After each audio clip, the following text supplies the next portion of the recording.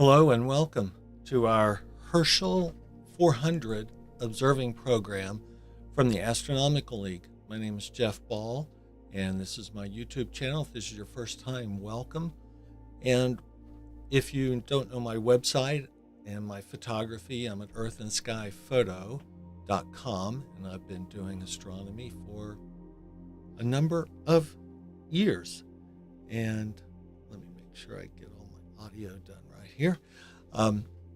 So welcome. What I wanted to do, if you don't know also, I have a telescope at a remote observatory in Texas. And I have 3 videos on my YouTube channel that go into detail about that hardware, software, the setup, the transport, how things got set up in Texas. So we've been using that for imaging, and I have several images on the website.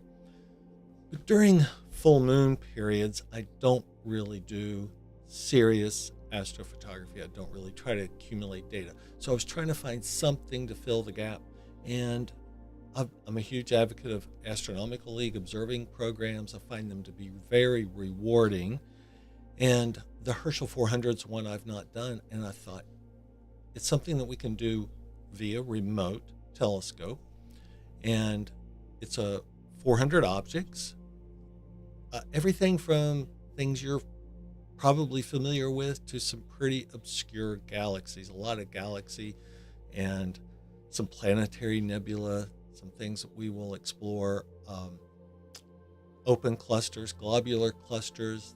I think there's some diffuse nebula in there, but I've set up a plan for tonight. What I'm hoping to do, I don't know how long the process will take, but I do a live image capture while we're here on the live broadcast from my telescope, and we will stack that data.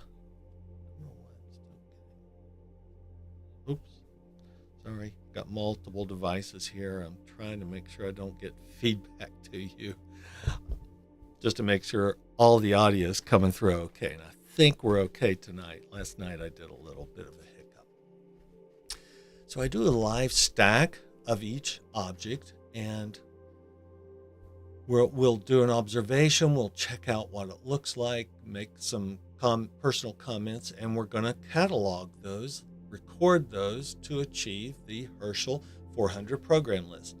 So a couple of things.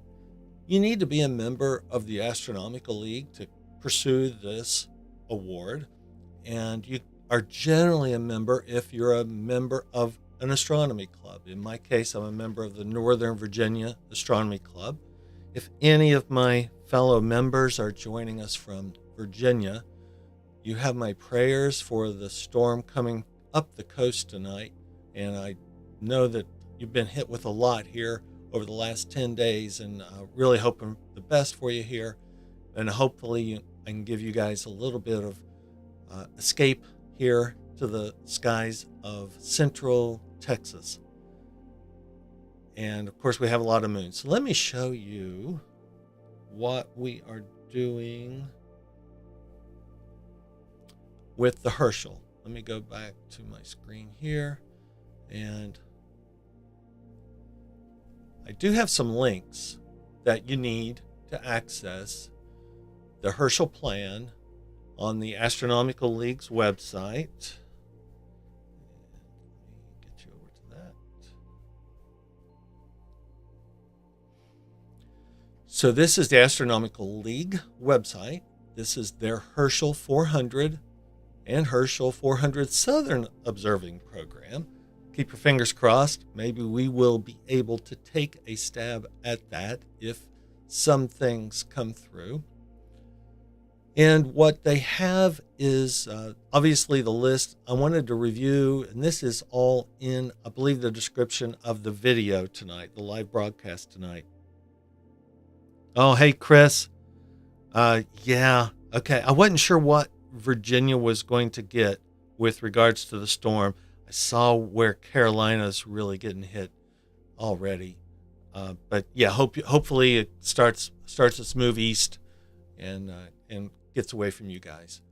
But the Herschel 400 let me see, can I enlarge that? No. So there is a list that we're working from. I'll show you that here in a second.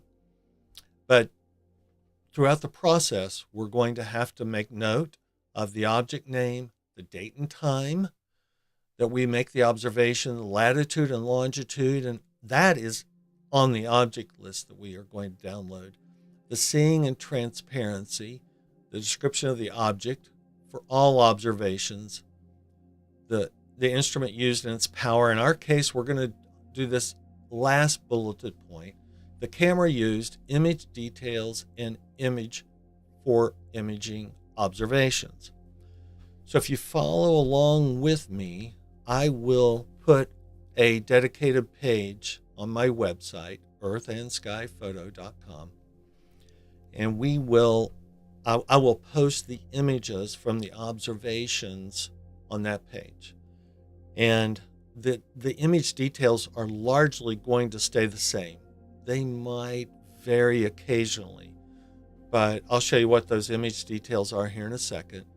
But we should meet all of this criteria. Now the list, let's see here, I think this is, oh, it's Southern. Let me make sure I get the right list here.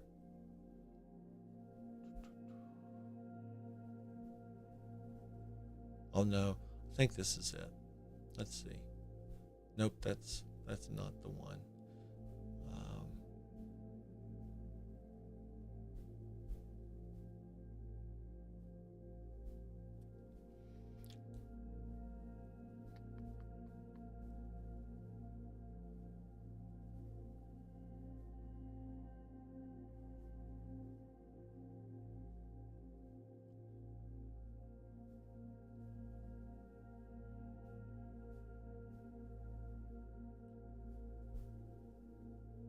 There we go. Sorry. I'm doing this last one here. Look at the Herschel 400 by constellation. So this is the document that I'm going to be using.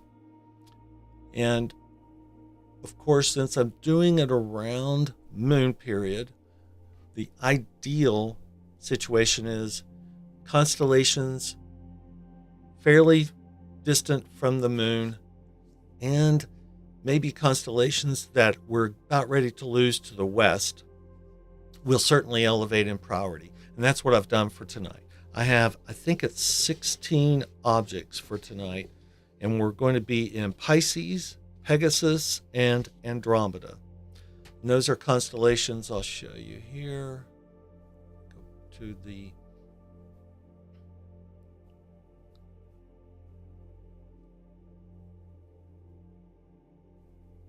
Sky Safari, which is what I use. I've used it for years, and I just know this software. So this is Sky Safari. Excuse me here for a second. I need a drink.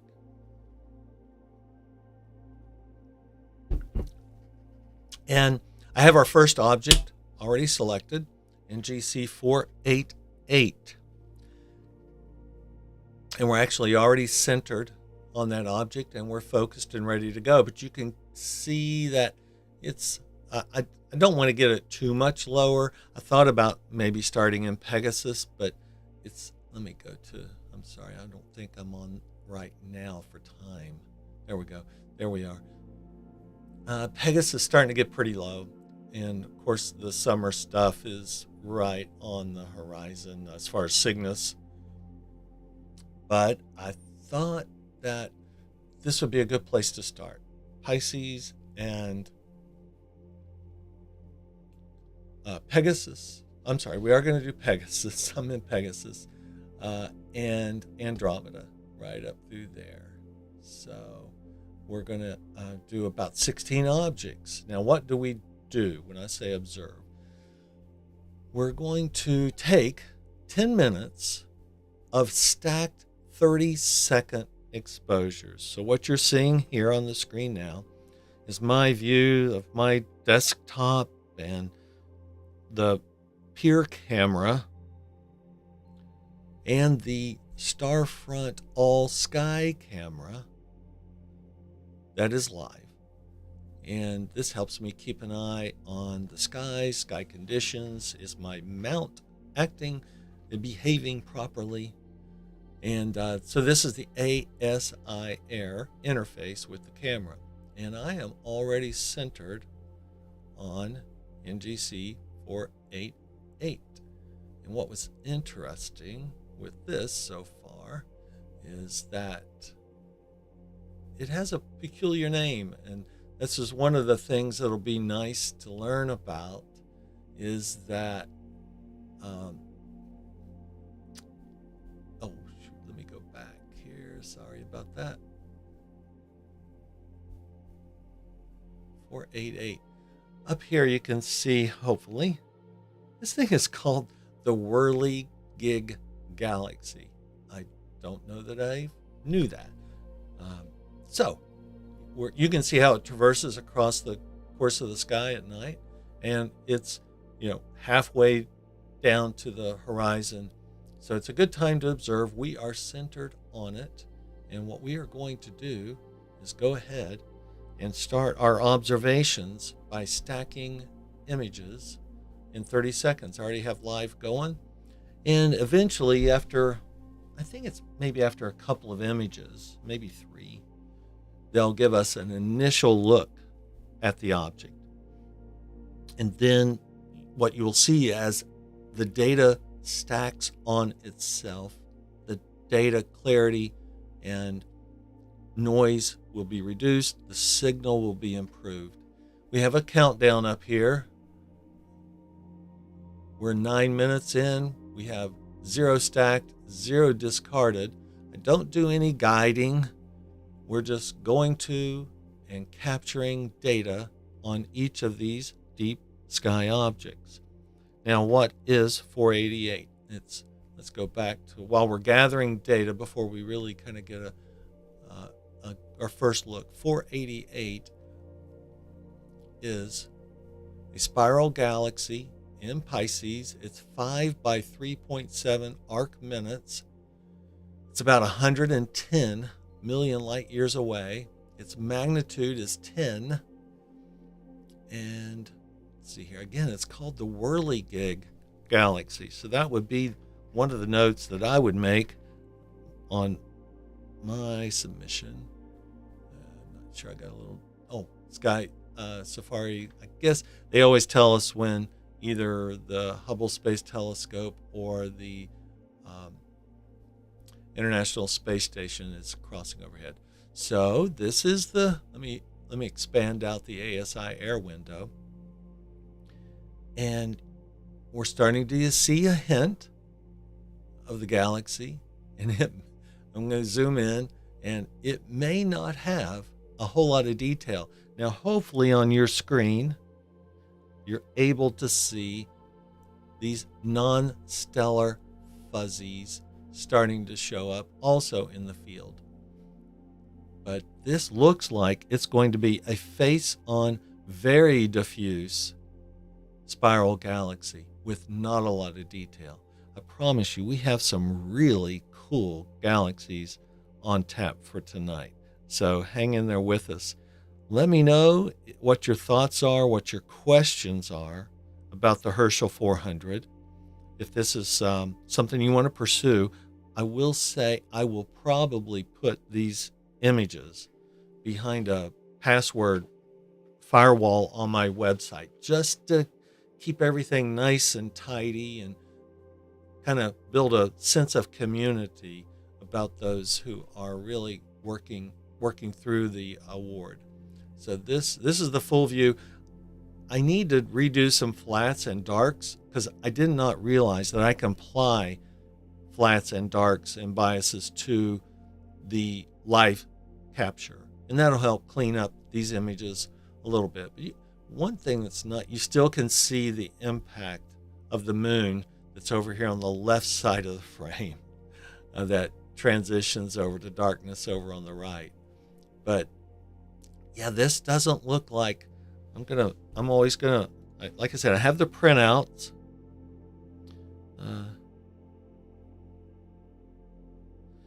Hey, Lacquerhead 133. I'll show you that here in a second. The imaging rig.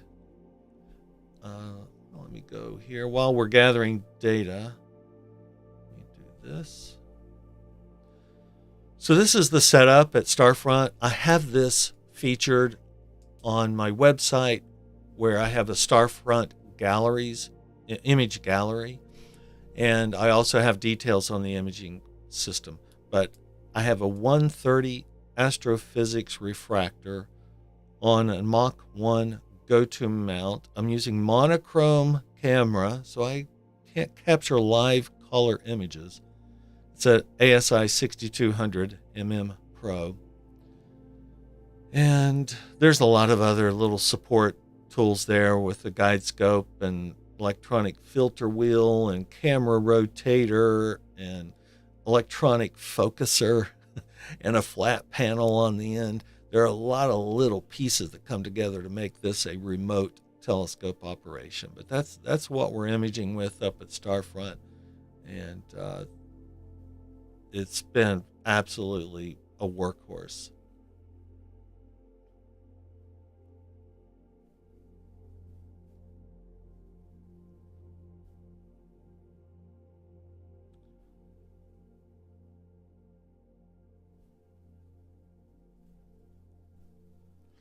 Okay, here we are still gathering. Where are we here in our data gathering process? We have 9 stacked images. We are about halfway through the image, but I'm going to tell you, I'm not sure we're going to get a whole lot more detail out of this object. But I'm going to put just a very diffuse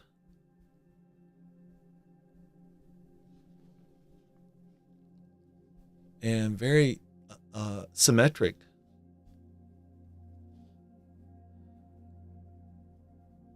If you have any other insight or whoa, Chris, last month I finished up an AL observing program, the HST 35th anniversary observing using my C-Star S50. Oh, that's cool. Yeah, that might be a good one. I'm a big fan of these AL observing. Yeah, these are always great.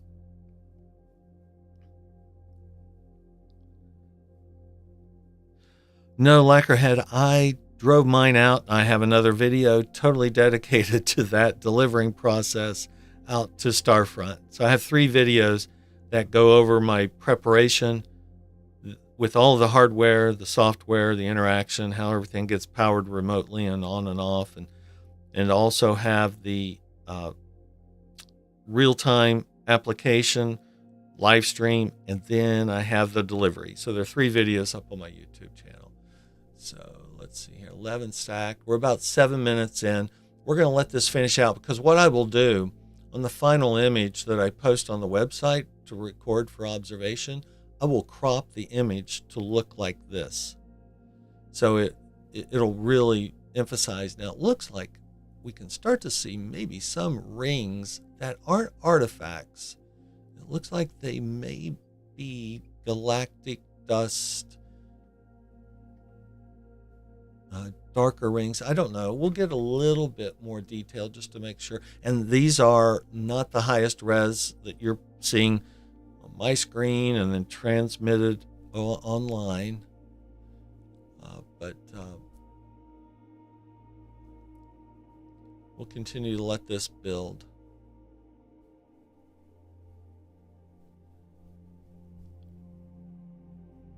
Oops.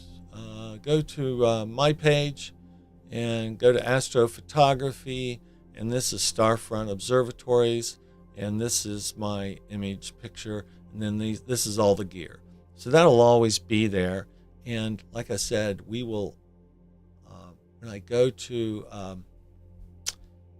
posting these images, it will rarely be different. I can't get out of this right now. I'm locked into the live capture, but I think we're going to stick with the live capture, 10-minute stacking, and 30-second subframes. Let's go back to. Oops, give me. I just want. Oh, that's confusing. When I have 2 computers. I have a Mac Mini also on site. And so I'm running on 2 max, and let me try this. That works better. Let's go back. I'm just curious. So let's zoom in on this 488, and let's see what some of these other galaxies are. You can see here we're just in a sea of galaxies, and I think we're going, actually in Pisces we only have two Herschel objects. Let's see if we can really zoom in. There we go. Yeah, these are UGC and PGC galaxies we're seeing in the field. Maybe this one here too. It's a UGC 888. I think that's an obvious one we're seeing there in the field.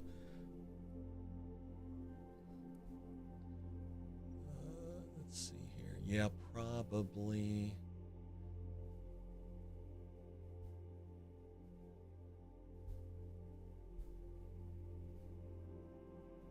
Probably this one right here would be that UGC. And it looks like those, no, I still see a kind of a symmetrical dust lane right here. I know sometimes you can get into artifacts. Okay, looks like we are finished. Okay, we are finished. So it's stacked 18 images, and that'll be the final image. So what I will do is download this image, and it will have NGC 488 as the designation. Let me show you what that'll look like here. You can see from the peer camera the moon is just really problematic, and I don't really mess with it. Even narrowband images I find to be problematic. So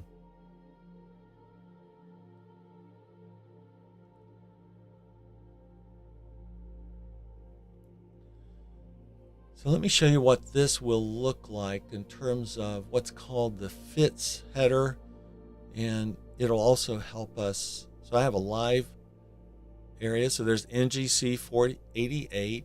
I think it stacks the first image, or it looks like one of the images, even though I didn't designate it.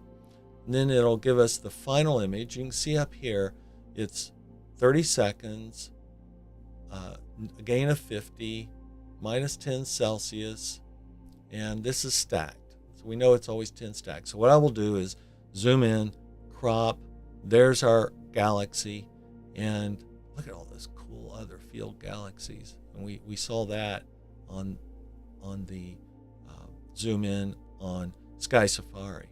Just a lot of UGC, PGC galaxies in the field there. So that's Pisces. That's NGC 488.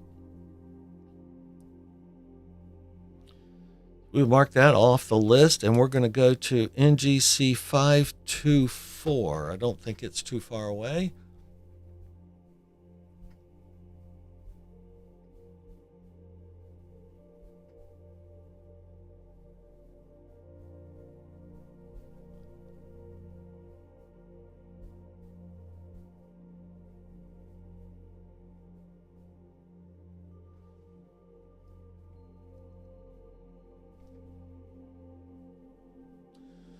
No really cool name associated with NGC 524. I believe it's another spiral galaxy. And yeah, just next door. This won't take long, assuming everything works properly.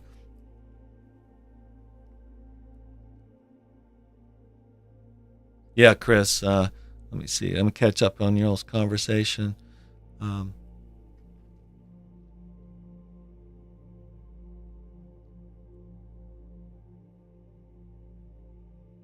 Yeah, I guess that was probably a great process to get to know the sea star, to do that.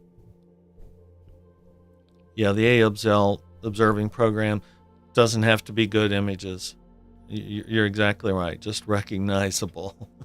Yeah, that's kind of, and actually I kind of like the monochrome.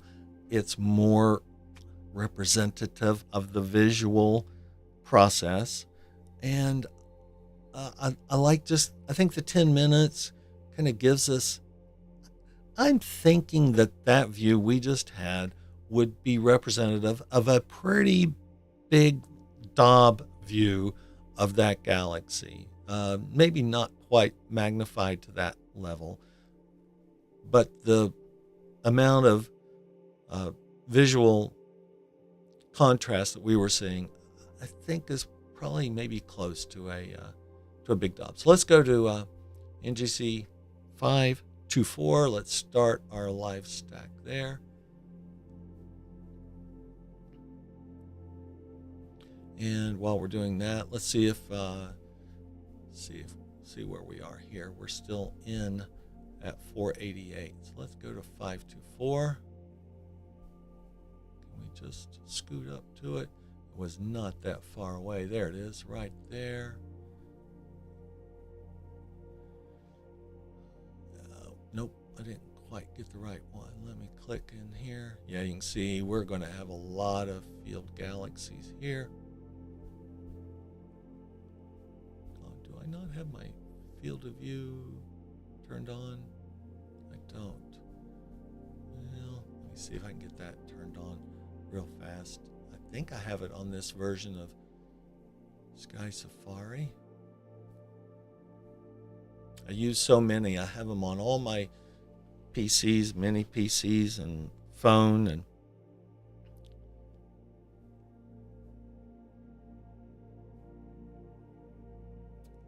observe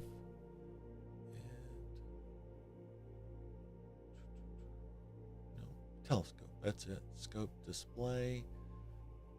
No, I have not added that to this. Oh no, there it is.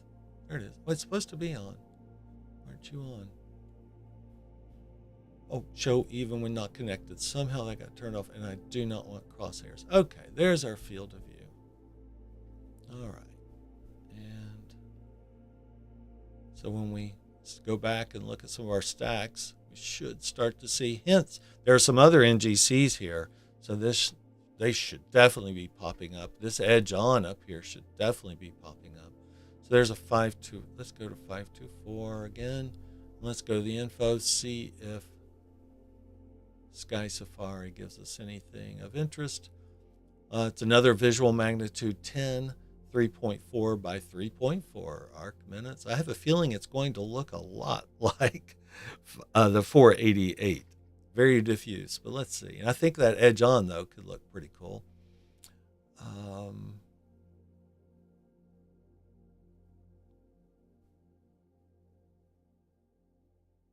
Yeah, nothing, just an S0-A spiral. Oh yeah, what's the, it says it's 104 kilolight years in diameter, and it's 110 million light years away. Wasn't that pretty similar to 488? So we're pretty close to the same distance. So let me go back. Let's see how we're doing. All right, this looks brighter. So oops, hold on, there we go. We've stacked 5 so far, and to me, that is it is brighter than 488, even though they are the same. I believe they were right around magnitude 10. So that's a brighter core to me. Let's zoom in. Let me expand out the ASI air. And let's zoom in. Okay. Whoa, yeah, there's that edge on right there. Ooh, there's the edge on up there. Okay. I think these are all of those NGC galaxies that we were seeing in the same field. But I think this one looks like it has a bright core and then a ring that is a little bit brighter, and then it has a kind of a pretty contrasty division from that brighter inner ring out to the outer regions, but it looks like we are face on, and it's just very diffuse.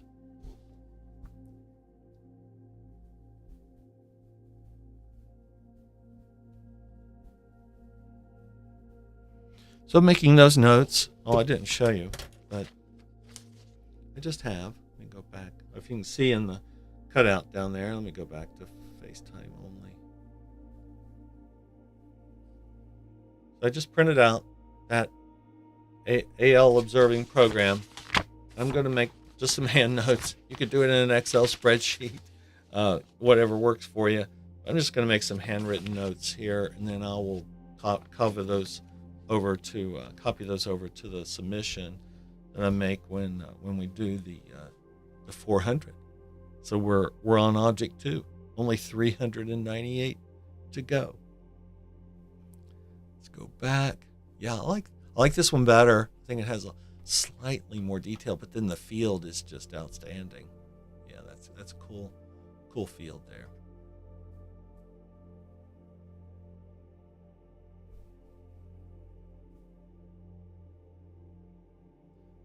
Yeah, I agree, Chris. Get the moon out of the way, and yeah, that'd be pretty cool. I've been so happy with. When not guiding, I don't really have a good. I could do a. Can I do that on? Yeah, I can run a detect and calculate star size, just out of curiosity as to what we're seeing here tonight as far as steadiness of the sky. Let's see if it did that. Okay, 2.37. That's not bad. That's not bad. Yeah, 2.36, 2.37. So that's pretty good. And I'm not auto guiding. These are 30-second stacked exposures. And I've been really happy with the amount of resolution I've been able to get with this little 5-inch refractor out there. Just as an anecdote, in my backyard, same exact system. And of course I would be doing polar alignment every night, but I probably never had it dialed in as well as they do out there at Starfront. But I would have my guiding in the backyard be around one arc second according to the ASI air. I'm not sure that's really what it was, but that's the number they give. I've always questioned how accurate is it really 1 arc second of guiding out there. So in Texas at Starfront, I see 0.1, 0.2, 0.3. Rarely I'm above 0.5. So I've been very pleasantly surprised with not only the dark skies, not only do I have access to southern skies, which I do not have in my backyard, and I have to travel to get to anything southern, but the steadiness of the seeing has been outstanding. Well, I like the field, and I like the object better than 488. Not that this is a beauty pageant. I'm just kind of right here, 2 rings. And I know it's not exactly rings, but there's a brighter core and it fades out to what looks like another core. That that second layer of brightness before it really starts to have a diffuse glow. I think 488 was brighter across the entire object's diameter, but this one has a brighter core and then that brighter second central core. So we got about another minute. And again, when I post the images, this is the wide field. I know I will come up with a process to get rid of the dust spots by applying a flat to these live captures. But this right here will probably be what the image will look like, and that's cool. That's a keeper.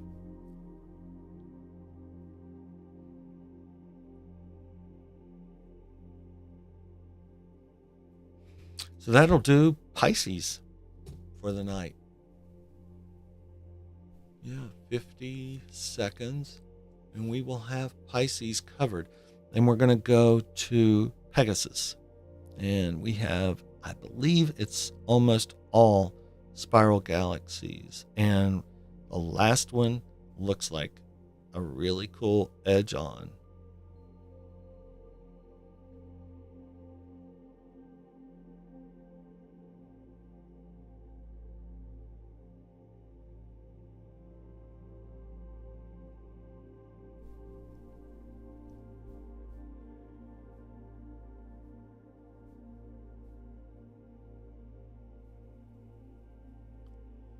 Back to the view. The moon is still killing it out in Rockwood, Texas. My rule is if I can't see any hint of the Milky Way through these all-sky cameras, it's not worth imaging. There's just too much glare from the moon. So that's kind of my rule. Now I do have my gain up fairly high on. Let me turn this down a little bit to try to mimic the all-sky camera out in Texas.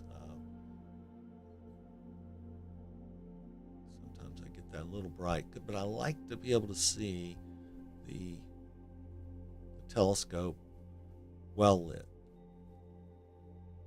All right, I think we have completed our capture.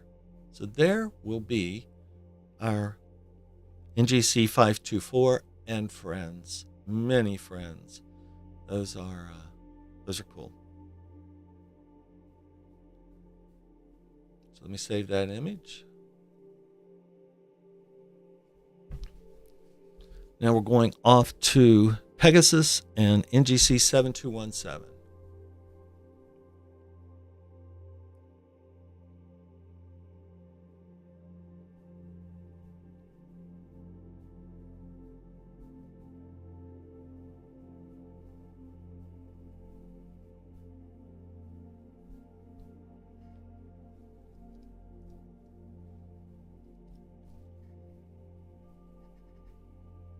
Ooh, he's pretty low. Probably should have gotten to him earlier. Let's see if we can get to it. I don't know. That's pretty low. Let me go back to make sure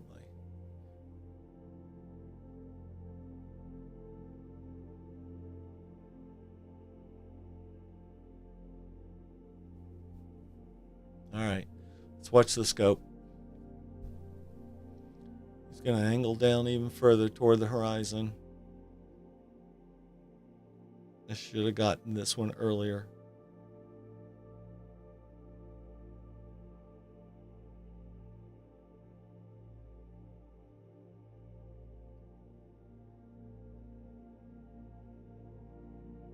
All right, we're going to try to get through these.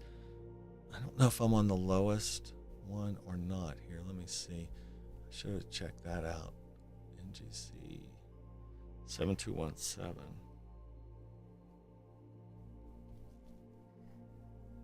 Another spiral. Might have some arms.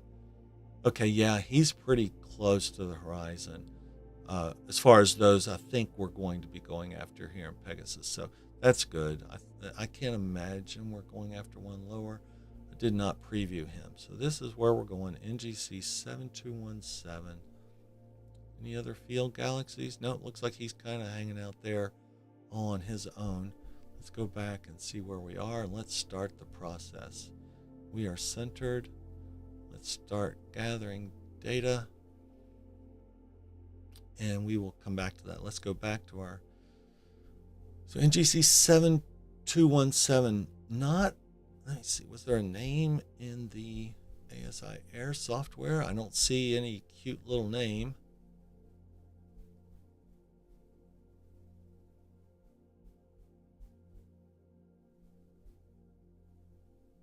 Nope. Let's go see some of the specs on this thing. Don't forget, you got a lot of detail in the Herschel report itself.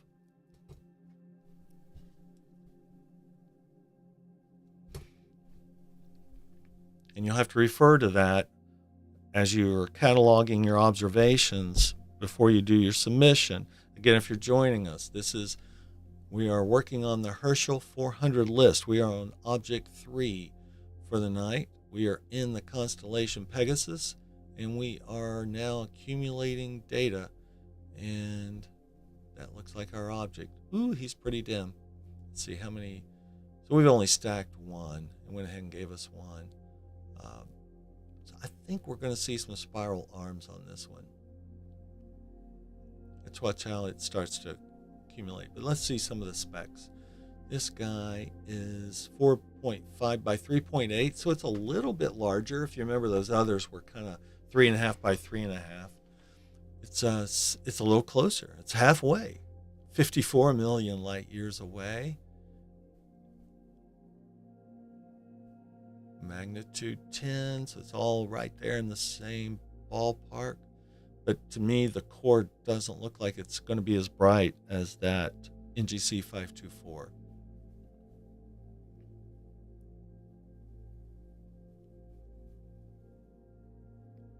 Okay, it's building.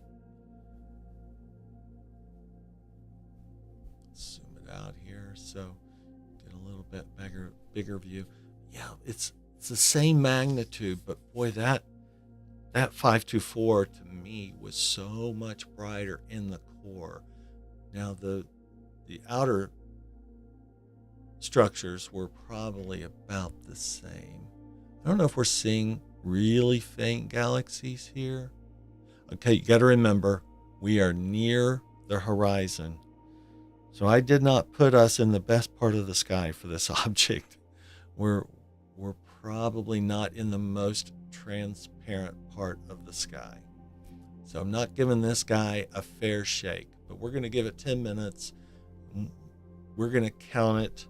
We're going to do an observation. To me, it looks like that central core may not be symmetrical. It looks like it's a little asymmetrical.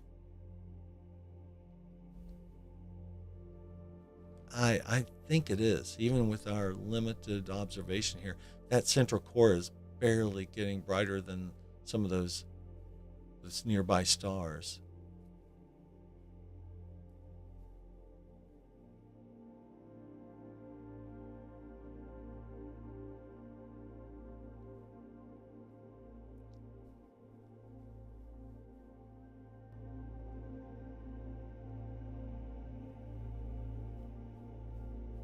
Again, what we're doing is we're doing a live stack of Herschel 400 objects for submission on the Astronomical League Herschel list.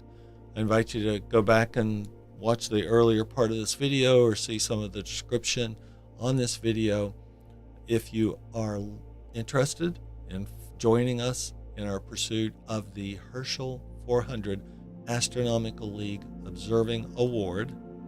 We are now on Object 3 of that award.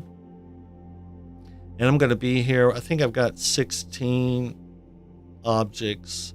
We're going to pick up the speed a little bit, but we are committed to 10 minutes of exposure on each object. And since it's Saturday night, we have a perfect sky out in central Texas, moon aside. We're halfway through, starting to see a little bit. I don't think we're gonna see the spiral arm structure. Again, not giving this one a fair shake because I put it so far on the horizon. Should have been the first object of the night, so I missed that one. And let me go here.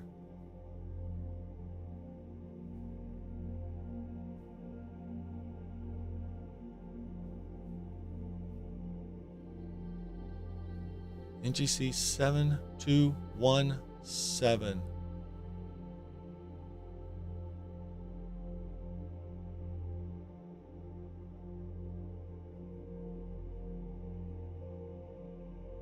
Thankful for low horizons in Texas.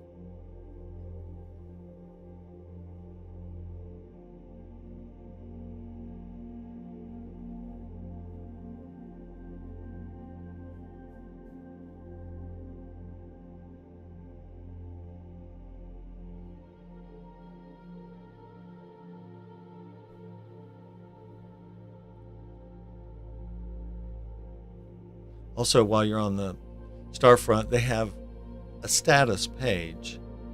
Gives you the weather, some insight, some astronomical twilight, nautical twilight, should say. Some clouds, some radar, dark sky clock, clear sky clock. Looks like we're getting maybe some hints of clouds, thin clouds there. But they also have cameras on each observatory building. And you could only see these telescopes when the moon's up like this. They have a few newer cameras like this one here in Building 8 that even under a dark sky you can start to see the telescopes.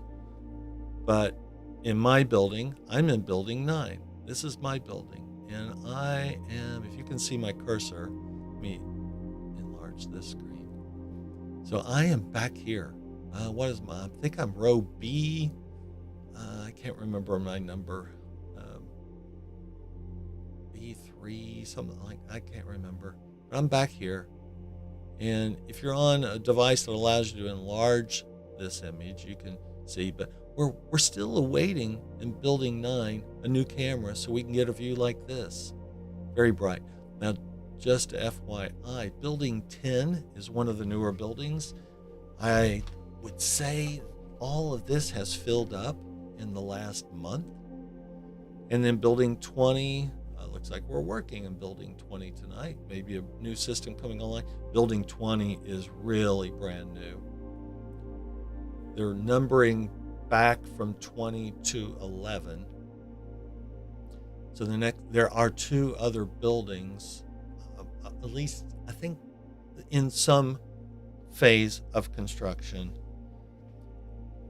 that would be Building 19 and 18.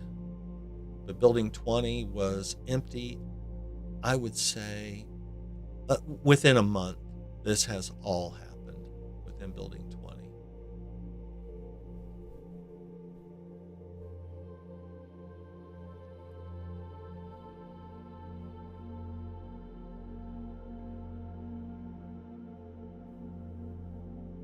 Well, of the three objects we have viewed, again, I'm not giving it a fair shot, but of the three we've looked at, this is the least impressive. Maybe catch it a little higher, a little more transparency, not as close to the horizon, but it looks again like it's just a diffuse object. So what we're going to do is as soon as this is, where are we here? One more minute. We're going to get to the next one. 7331. Let's look that one up.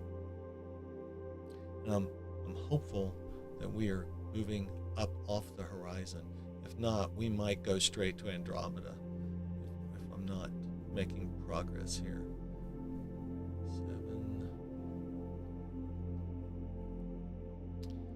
7331.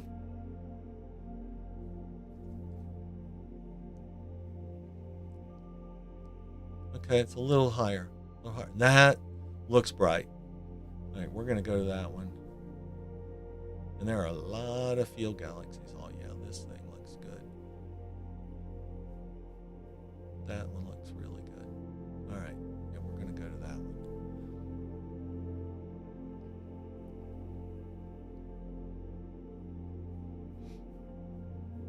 Okay, we are finished.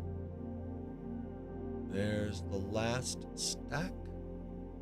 And yeah. All right. Not a beauty contest, but in GC 7217, not the best. You are on the horizon. I'll give you another shot someday, but you can see where visually, man, you're going to need some pretty serious aperture to go after some of these magnitude 10s that look challenging. All right, so let's go to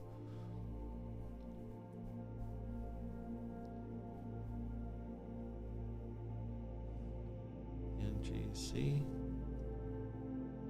7331. This is the part of the Deer Lick group. I knew that field looked somewhat familiar, but I've never imaged it. All right, going up a little bit. This should be a little bit better. Let's go to that.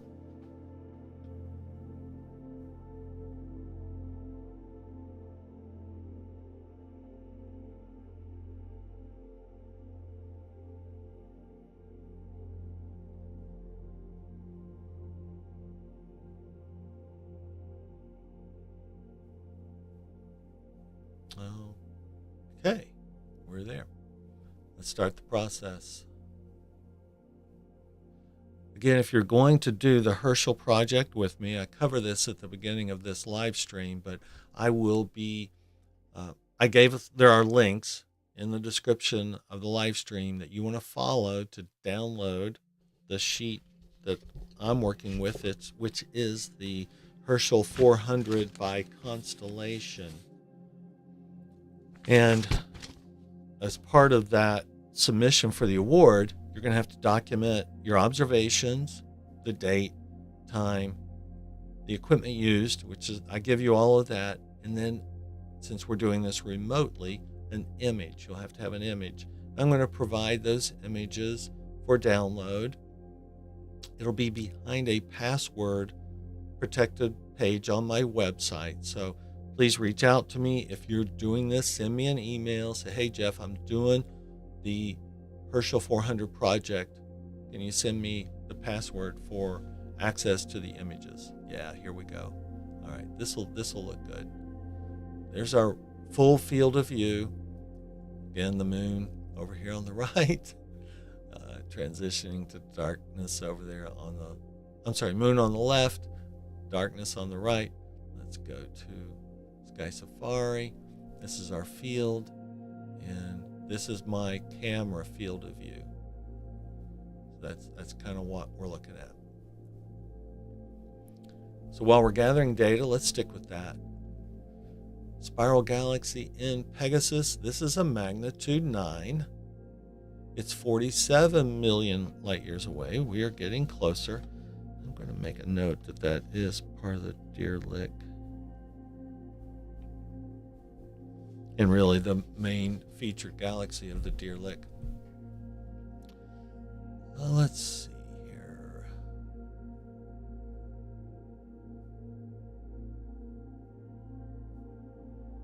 SBC spiral. It's 127 kilolight years in diameter.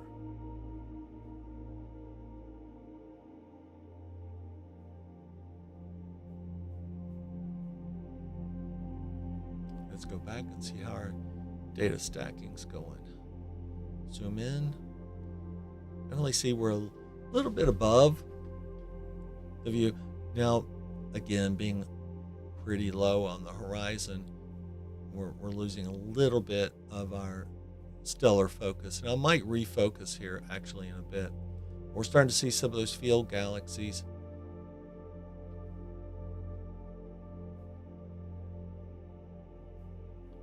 We are 4 images in, about 3 minutes.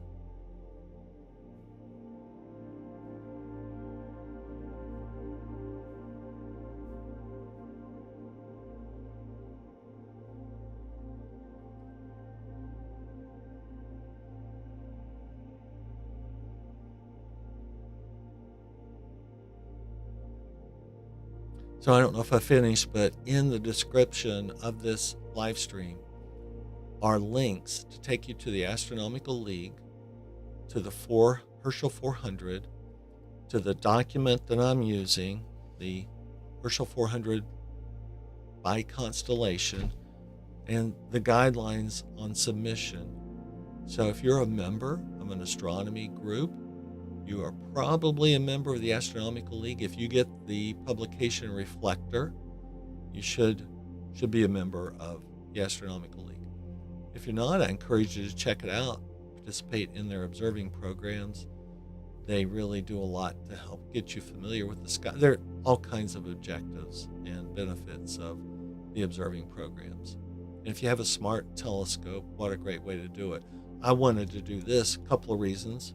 This gives me something to do during full moon because I don't do my astrophotography during full moon. If you're just joining us, my main purpose in astronomy is astrophotography. And on my website at earthandskyphoto.com, I have multiple fields of photography, but this is my main output. This is a Starfront Observatories. I got set up there in September, mid-September.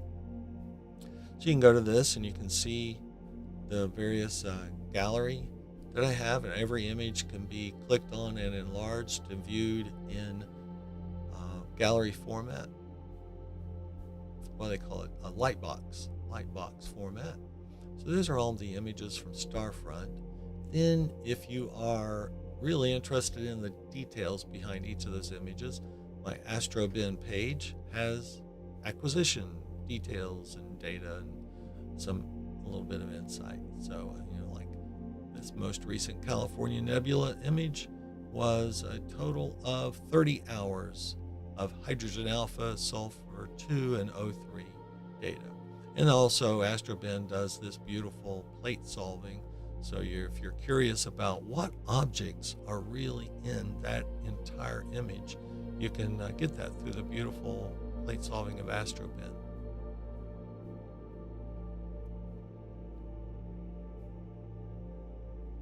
Let's go back and see how the image is getting nice and clean. Getting some of those field stars. Definitely can see this is our brightest object of the night. Starting to see a little bit of those extended arms of the galaxy.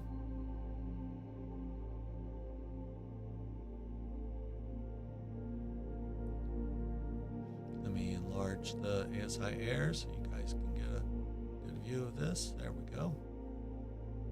I'm losing a little bit of the resolution because of, I believe, the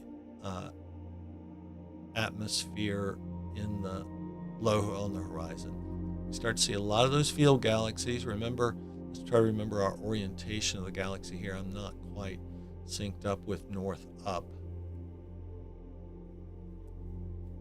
But if we go to our Sky Safari, zoom in. So I believe, these are those objects we see to the right.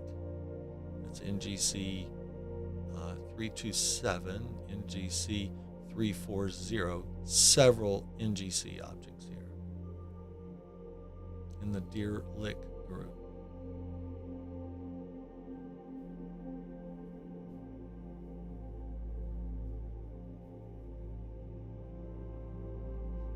So let me make some notes here. Let's see.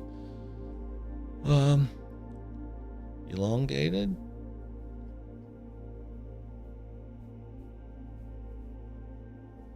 Spiral arms. Visible.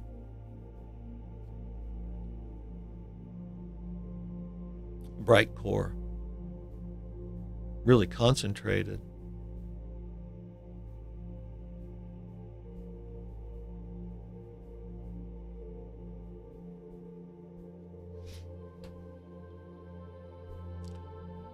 We've got a minute.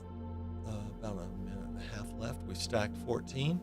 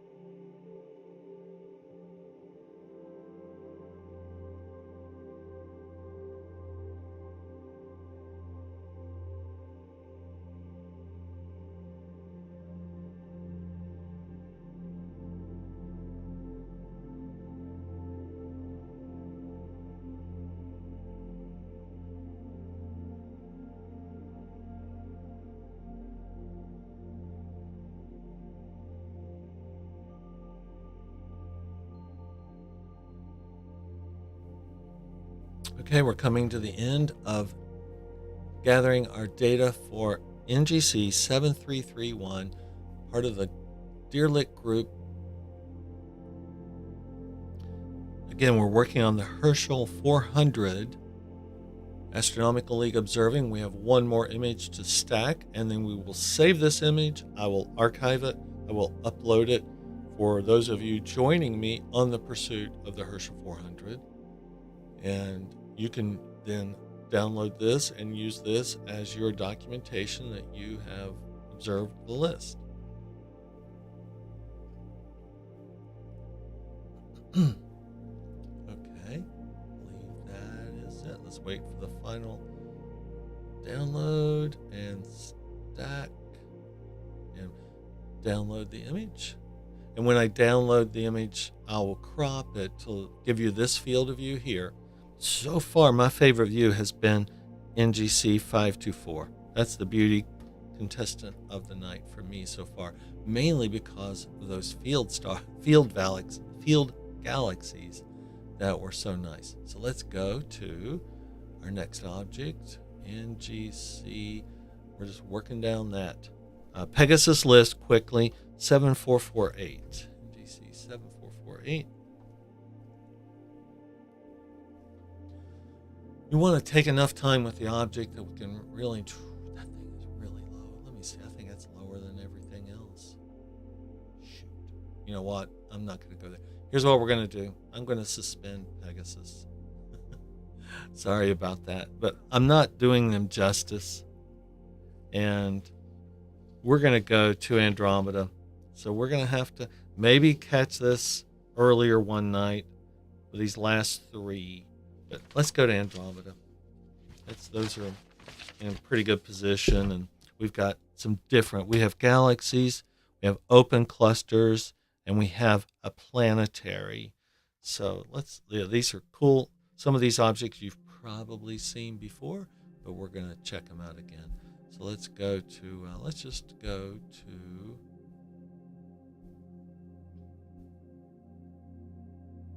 our Sky Safari. And let's work up our images here. Let's work up our projects. We are going to NGC 205. You guys will know this who have been doing astronomy. Hey, Aerostar 509. Is the supernova still visible? Which supernova? Where, if you got the object, I'll take a look at it if it's above the horizon. But let's go to NGC 205. And when we get there, you are definitely going to know where we are. But we're going to give this object its own spotlight tonight, because it generally is playing second fiddle to the big brother next door. So this is, it doesn't even have a name. It's just a galaxy. Just a galaxy. All right, let's get the telescope up off of the horizon.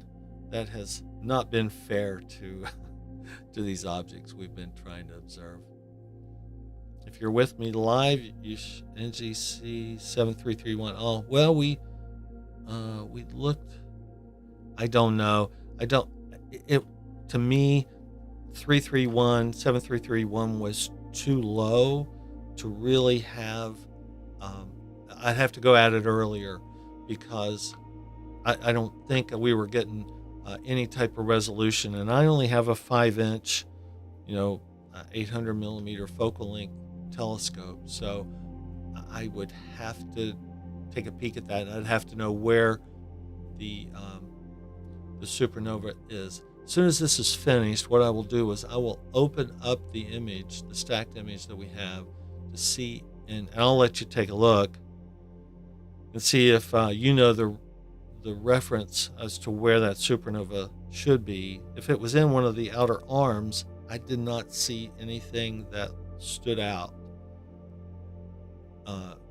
But I'll pull up the image here, and I'll zoom in, and if you can see something, let me know. Let me let this process complete out.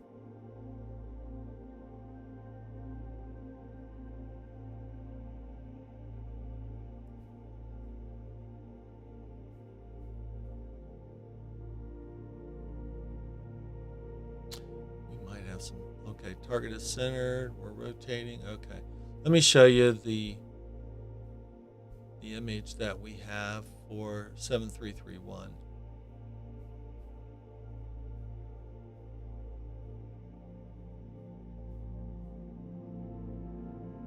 I can't, all I can do is 100%. So, well, okay. Now, when you look at this, there could be some candidates. I don't know where. Oh, hey, Tim. I forgot your handle, Aerostar. Yeah, how you guys survived the last 10 days. So I don't know, Tim. It could be there. There are some candidates. I don't know the star positions here, but you can see some. If you can see my cursor, you can see some suspects here in the outer arms. And I would have to know the star field and really dig into that. But that's our image for tonight. But we didn't do it justice. It's just too close to the western horizon. That's why I kind of abandoned the Pegasus place. So we are now up at NGC. If you're following along with me, if you've downloaded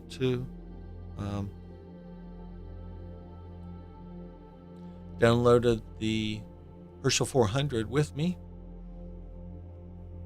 we are on page 1, Andromeda constellation. We are on NGC 205. This is our 5th object for the night, and we're going to do, I think, about 5 more for the night. So we'll have a total of 10 objects for the night. Very close to the center, 7 arc seconds. Oh, I'm sorry, 7 inches of snow. Yeah, I'm not sure where you are in Georgia. I know my niece visits an area northwest of Atlanta, and she said it was total Armageddon down there. So chaos. I hope you guys are well. I know Carolinas are getting slammed right now. All right, let's see how we're doing. We've got 1 image, but we will definitely see this object. We are no longer in dim objects. So we are giving this guy his due because he always plays second fiddle to this big guy up here. And but thanks for joining me. Anyone who's online, Toccoa, Northeast. Yeah, we did some bicycle riding down in Helen, Georgia. Of course, over there, the highest peak of Georgia, what was that? That name's escaping me. But some beautiful road cycling in Helen, Georgia. And we love that area a great deal.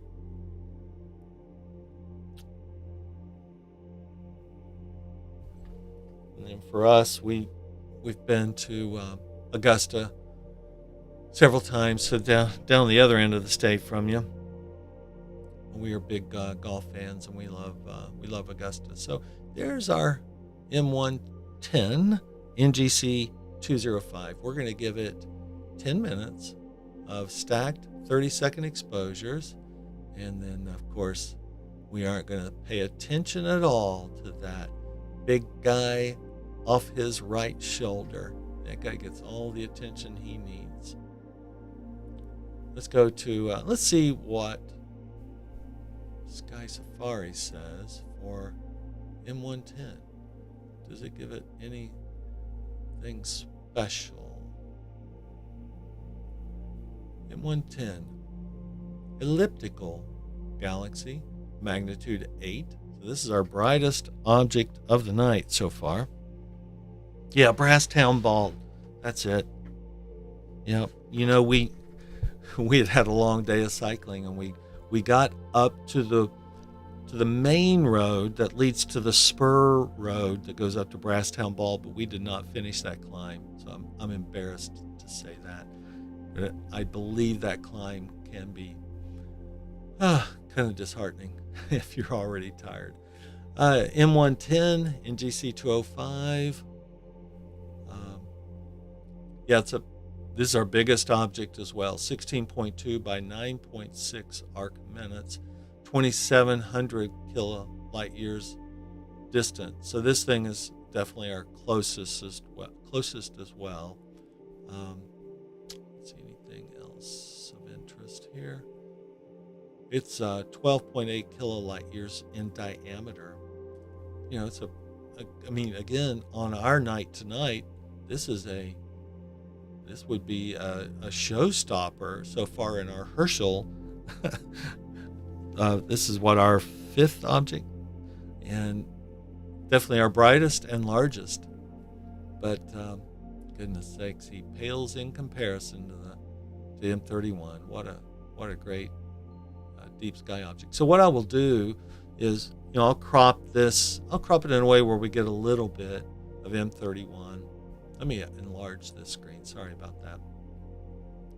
Now you've always been able to see some of these dark dust lanes within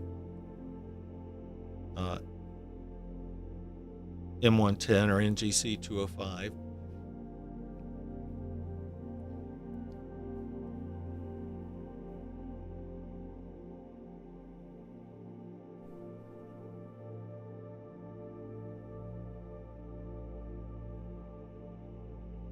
Well, Brasstown Bald's 35 miles. Yeah, that's cool. You live in a beautiful area. There was a big lake up there that was, if I'm not mistaken, on the north side. I'm trying to remember all those roads we were riding. There was one, it was, I think, like an Indian name of the road that went over to that lake. And we went up and over that ridge several times. And we were riding on, I can't remember the highway name, but it was a highway that climbed the ridge, had not divided, but it had passing lanes. And I'll never forget those motorcycles driving like out of control. You can only hear them coming up the mountain, and they would pass you, and they were hard to see. That's how fast they were going. So, beautiful area, though. Yeah, I know, Chris. Yeah, that's definitely one of our blessings there with Andromeda. Got a little bit of light fall off. I could do a little bit with flat fielding, and I'm going to work on that. I don't have that data. The way you have to do it is the flat field and bias and darks have to be on the ASI Air in their specific files, and I've already downloaded all of those that I've used, and I delete files off of the Air as soon as I pull them down to my home computer.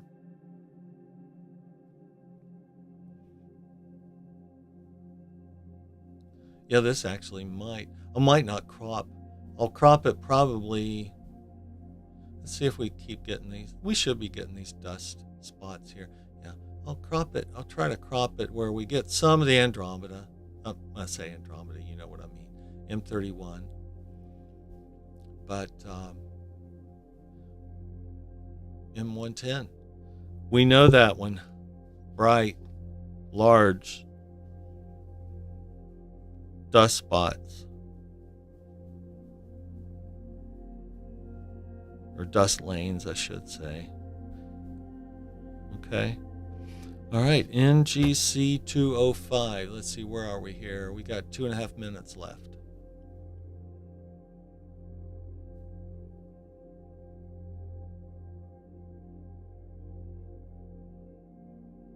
Yeah, Chris, there are. Oh, yeah, look at that.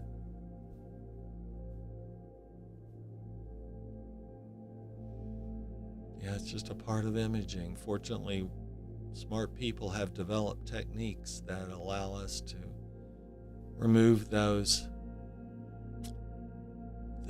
intruders into our images, but we can't be too critical of them, right? We certainly rely on some of these guys when we're at remote locations like Spruce Knob. There, of course, M42 and places like that, they are even problematic with removing those. There are so many satellites.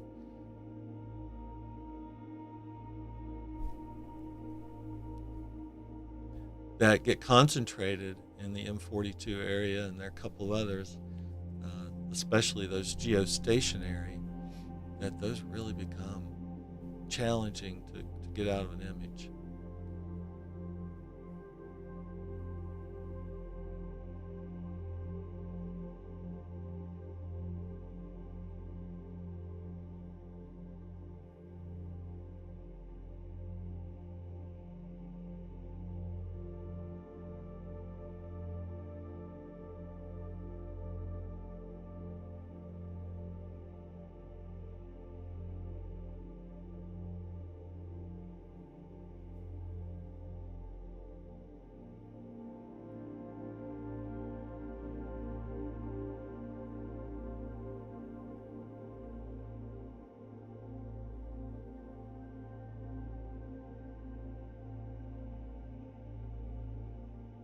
So that'll be our M110, last image.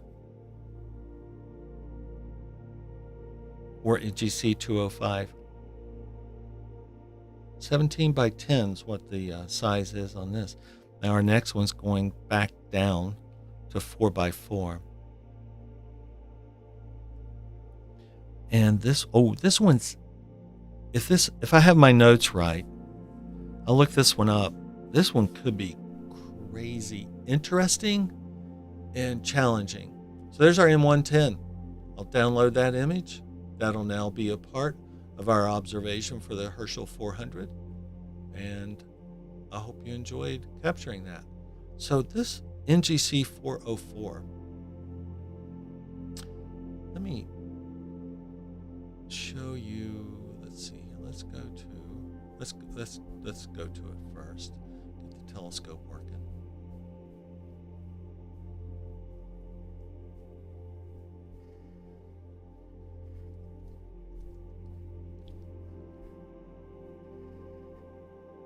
Yeah, do you see the name here? Mirach's Ghost? Mirach's Ghost? Lost Pearl Galaxy. Yeah, let's go to that. Shouldn't take long. Go into Sky Safari.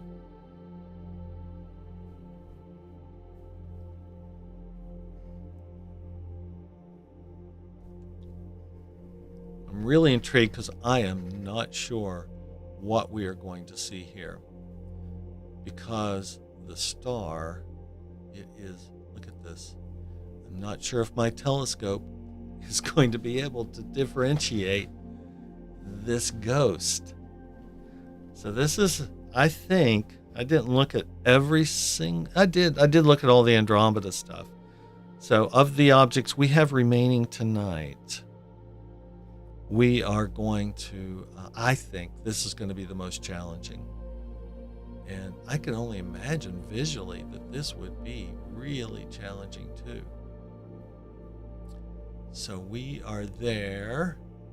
Let's start gathering our data and let's see what happens. While we're gathering data, let's go back. So it's an elliptical galaxy in Andromeda.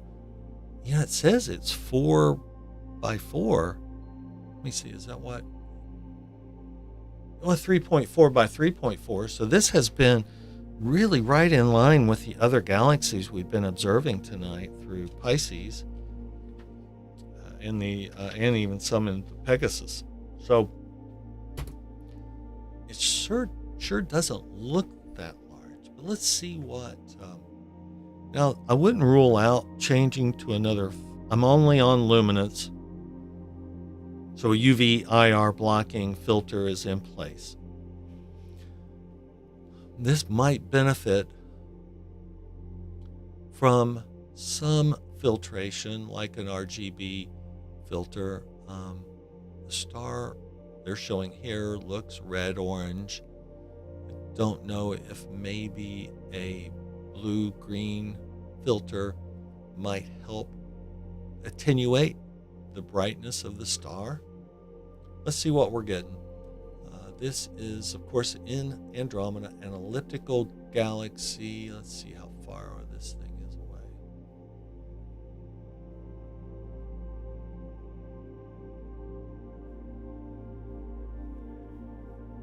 $9.7 million light years. So we really have picked up our distance away from the Andromeda section, M31 and M110.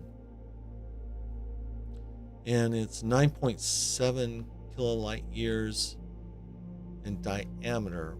Pretty small, if I'm remembering our other galaxies.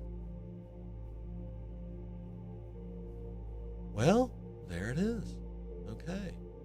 That's not terrible. It's a lot better than I thought it would be. Again, I'll go back out to our full view. But here's the, I apologize. I'm not sure I'm saying the name of the star properly. Marat? We're only stacking 3 images, but there it is. That might be one of the cooler galactic images we're pulling down tonight. And it's a pretty bright core. I'm going to make some notes here if you're following along. It's a bright core.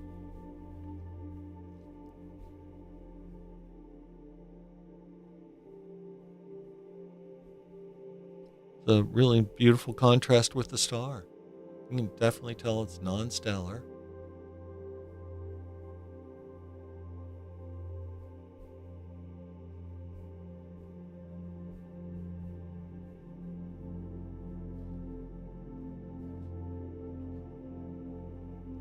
Okay, we are on object number 6 of the night for our Herschel 400 pursuit. If you're joining us, I encourage you to check out the description of this video to download the documents from the Astronomical League that you'll need to get familiar with and know how to submit your award. Submit your observations to achieve your Astronomical Herschel 400 award. I don't know how long this is going to take in total, but tonight we're going to get, I think, about 10 objects. And what I'm doing is gathering 10 minutes of exposure of 30-second sub-exposures of each object. And those are the images I'm going to use to submit to the Astronomical League to prove our observations. And if you're joining me, I will provide a web page with password for you to access the images to include in your submissions to the Astronomical League. We are almost halfway finished, and this looks good. Yeah, I like this galaxy and star combination.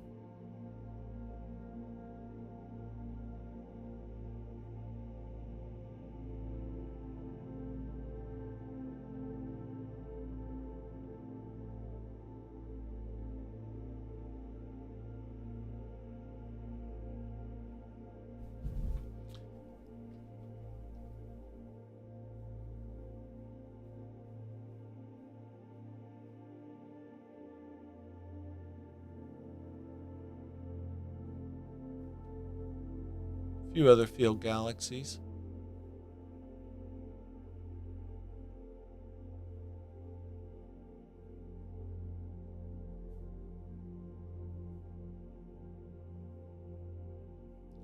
Looks like an edge-on galaxy here.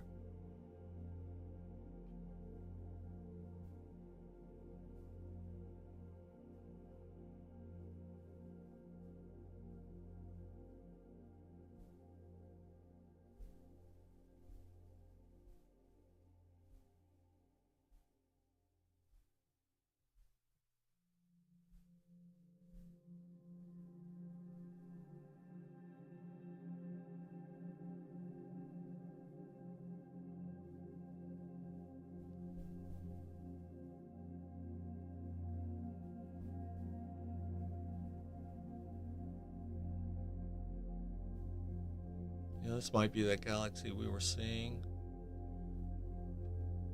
PGC 2069196.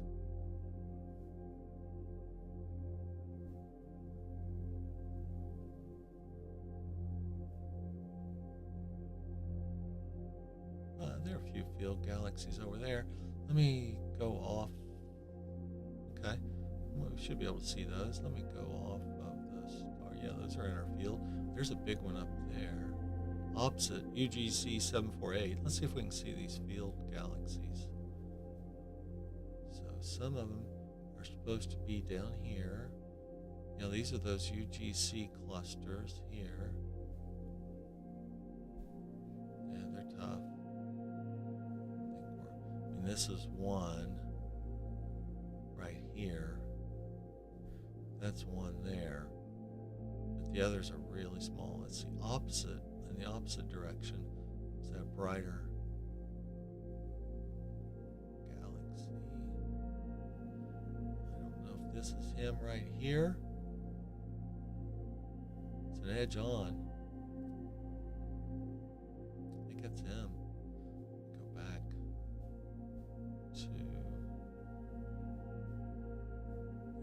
Zoom in to UGC 7048.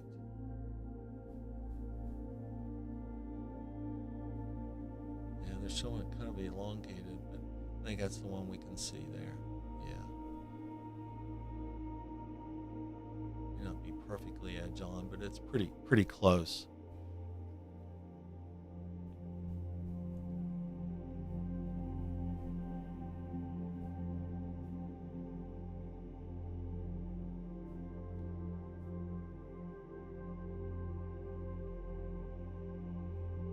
Two more minutes of data, and this is, what is that yeah, I can't tell if it's a star or something going on there with that. NGC 404, Merox Ghost. What was the other name? This has actually another name for it.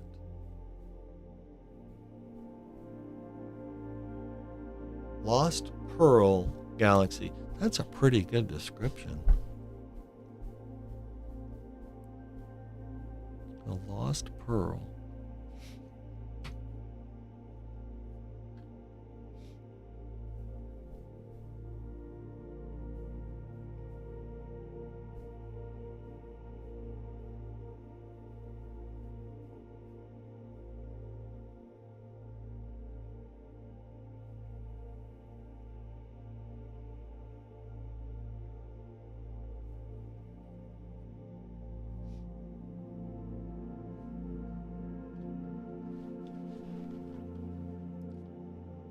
Oops. Can you hear me? Testing 1, 2. If you lost audio, let me check it on my end.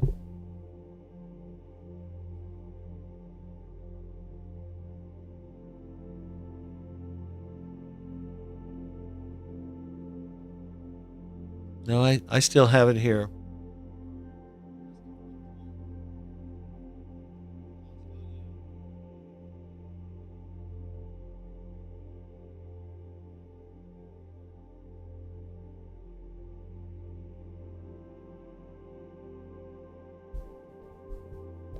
Thank you all so much for confirming that.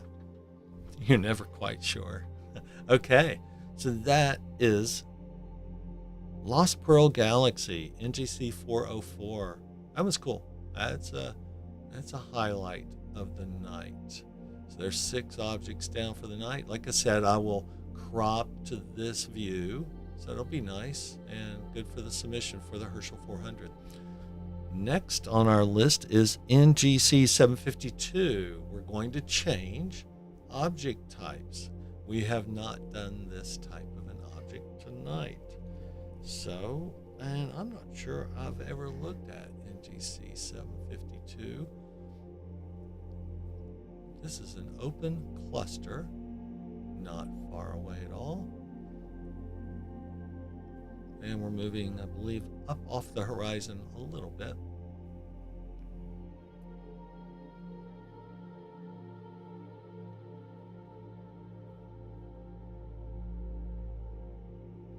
NGC 752. This will be our,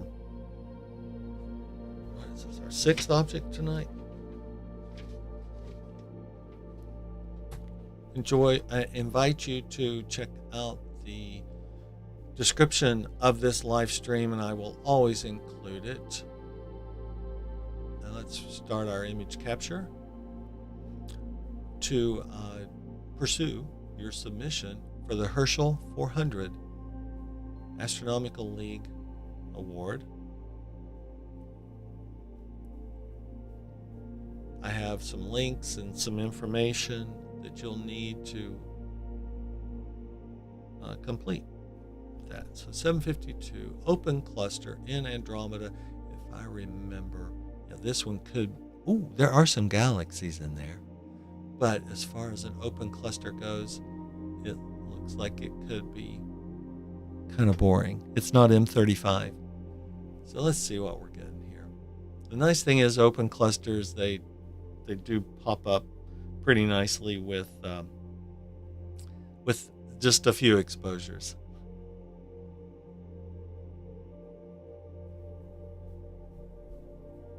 Let's go for some of the information. NGC 752, an open cluster, magnitude 5. That might be our brightest. Can't remember what. Let's see, M10, NGC 205. That was magnitude 10. Okay. Yeah, we're on our brightest magnitude here for the night, actually, I believe.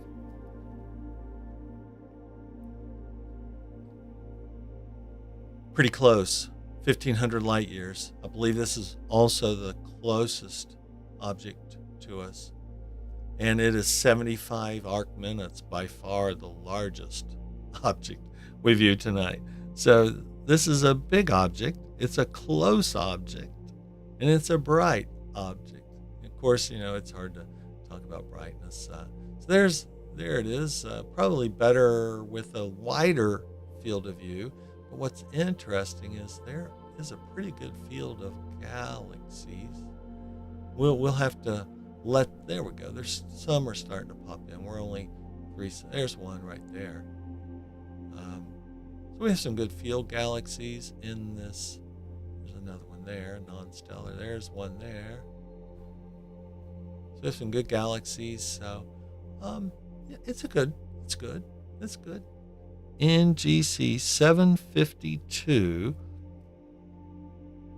open cluster.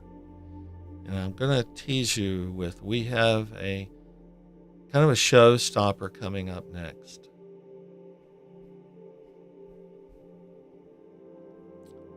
But yeah, that's good. I'll zoom in on it. I can only, in my ASI Air, I can only be at full zoom out and 1-to-1 zoom in. So I can't give you a middle ground, which would be probably a little bit nicer here, is to do probably like a 3/4 zoom here. So, but yeah, this looks good. Of course, we're kind of wanting to emphasize these field galaxies. They're all over the place here. You just scroll around, you're starting to see some pop out, but there's a nice edge-on galaxy there. Little galaxy. Ooh, I think that's a galaxy, not just an image artifact.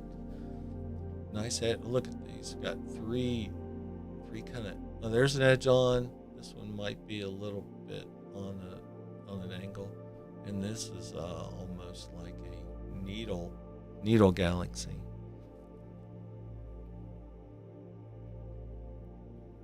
Let me go to.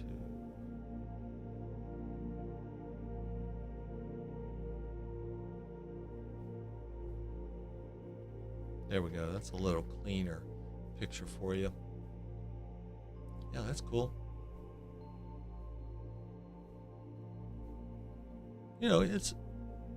It's not bad.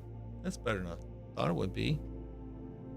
NGC 752 open cluster. Let's see where we are on our image acquisition. About halfway through to our 10 minutes of exposure. And if you're just joining us, I have in the description section links to the Astronomical League with notes that you're going to need to download and get some insight on how to do these observations. And this is, I believe we're on object 6 for the night. We are in the Andromeda constellation. Let me show you a little bit better wide field of view where we are. Here we are at Starfront Observatories. This is my peer camera. You can see why I do this observation. I don't image when the moon is out. It's just problematic to me in all filters. So I don't try hydrogen alpha. I mean, hydrogen alpha can't block the sun. That sky right there is as bright as any twilight. I don't photograph in twilight. So yeah, I don't image with the moon up. And we're kind of spoiled. We have a lot of nights. Look at that clear sky report. We kind of lose it on Monday night. We get it back Tuesday. But yeah, I'll probably be observing. I'll probably be doing this Herschel stuff. I might even do some tomorrow night.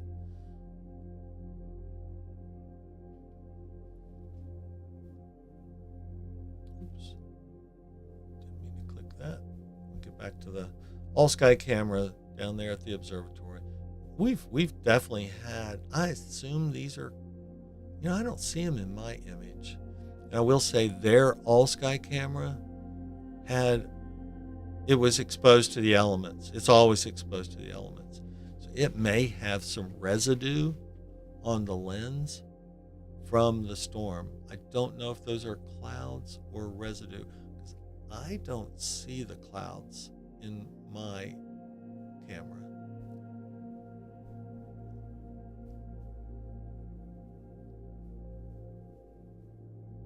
There's the field of view. Let me zoom out, show you kind of where we are in the sky.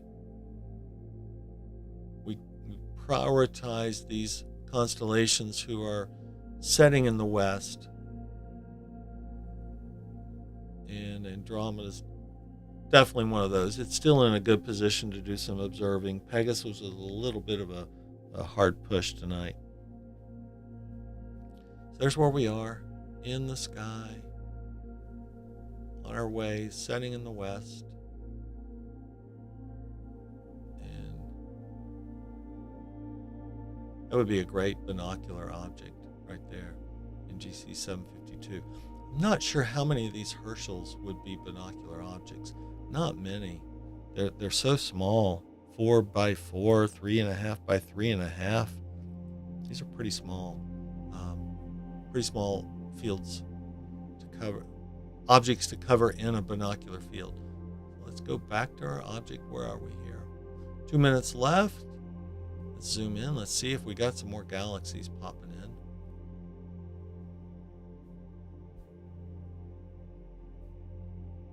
If you're just joining us, I will work on, there's a cool galaxy right there. See some of the spiral arms? Ooh, there's a good one. We'll go back to Sky Safari and see if we can get some of these designations. I do like this area. I think, yeah, right here. Definitely a galaxy. Remember, I wasn't sure if it was an artifact or not. That is, look at, there are 4 galaxies right there. Definitely an edge on right here. I like this one. It's very needle-like. Well, this one's really starting to pop up here too. Let me go to Sky Safari and see if we can get some of these identified. Yeah, here, I believe, yeah, here's that guy. That's got to be him right there. That's a UGC 1405. Far away he is. He is 240 million light years away. How crazy is that? That's pretty cool. Is that the furthest object we're seeing in the field. That may be the furthest object there's 270 million light years. Let's see if we can see that guy. We know where he is, UGC 1405. So let's go back. That's UGC 1405 right there. I don't know if that's awful bright for that other PGC that was like 270 million light years away. So that exposure is complete. I think that's it.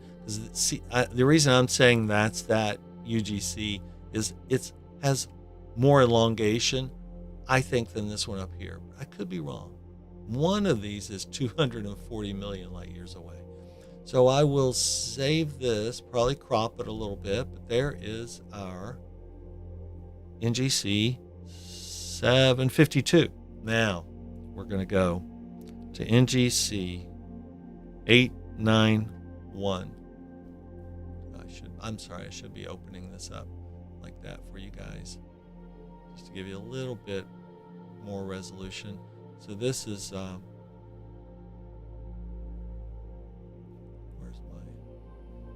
are my edge-ons?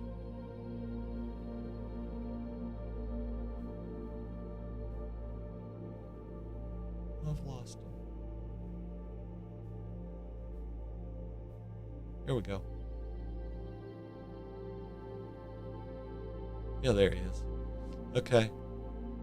Yeah, I think that was that UGC. 240 million light years away. No correlation to this cluster at all. We've saved the cluster. We're now ready to go to NGC 891.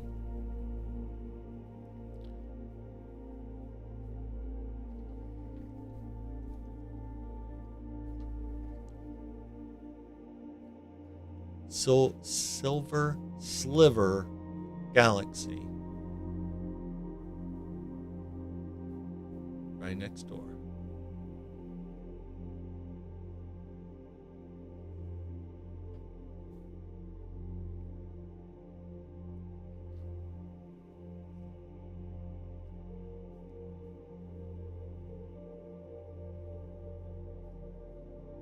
If you're just joining, we are doing the Herschel 400 program. I invite you to join us. It's an Astronomical League observing program. And what I'm doing is capturing live 10 minutes of total exposure time of 30-second sub-exposures, so we can see the image build throughout the night. And we're just exploring these objects, spending a little bit of time getting to know them if we don't, or revisit them if we do. And we are going to check out 891. Spiral Galaxy in Andromeda. Yeah, this one looks good.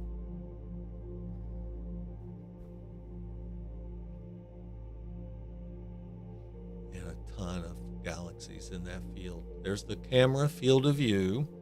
NGC 891 is magnitude 7.5. Whoops, no. Hold on. Sorry. Wrong there. Magnitude 9.8. So we're going dimmer here. But I think this is going to look a lot brighter than 9, considering our others were around 10. This is 9.8. Apparent size 13 by 3, and it's 32 million light years away in the constellation Andromeda. And we're already picking up some of the data. Here's a 2-image stack, and let's watch this guy as he starts to build out. Yeah, he's going to really benefit from stacking of images. I probably should do an image refocus, because I think I'm losing my focus here a little bit as the temperatures are cooling. So if you'll permit me, what I will do is after this,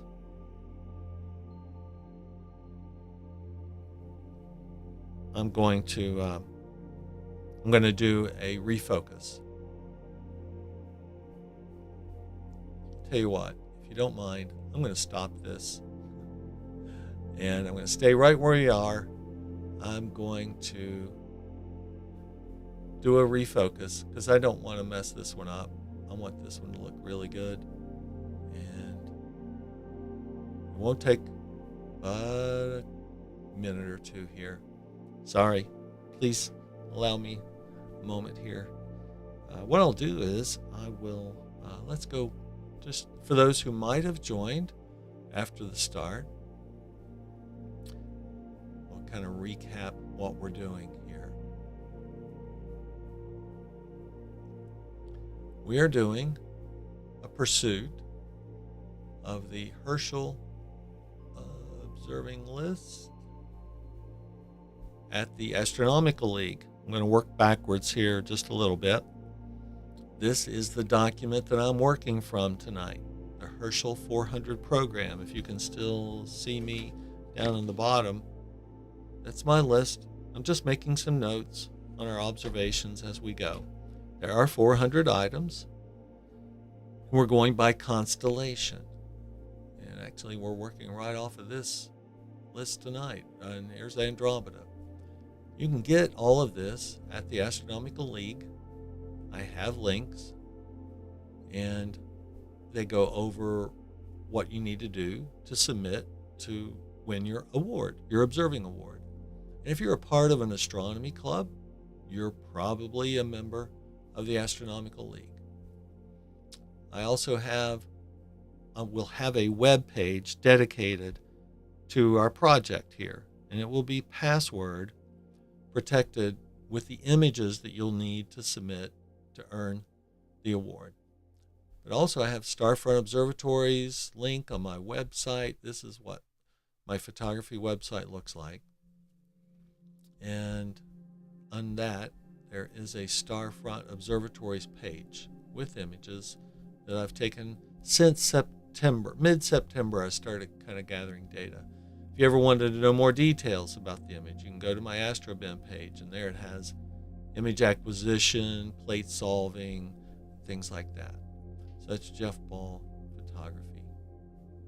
With that.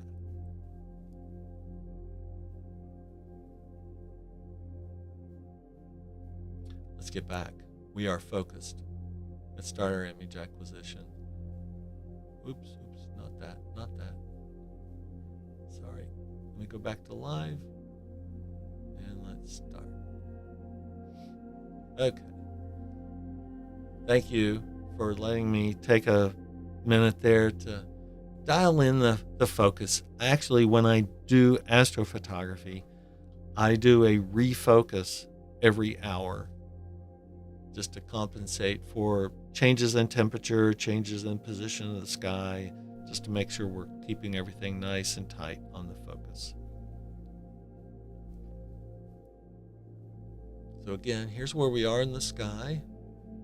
NGC 891. This is object number 7 for the night for us. We have 2 more we're going to go for. We have a planetary nebula and an open cluster. We're going to finish the night off. I tell you what, we will finish the night with the planetary nebula.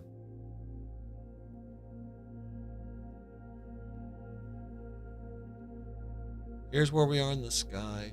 We're in Andromeda constellation.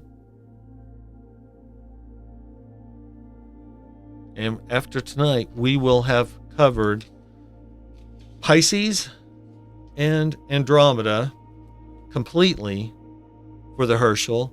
And then we will have about half of the Pegasus.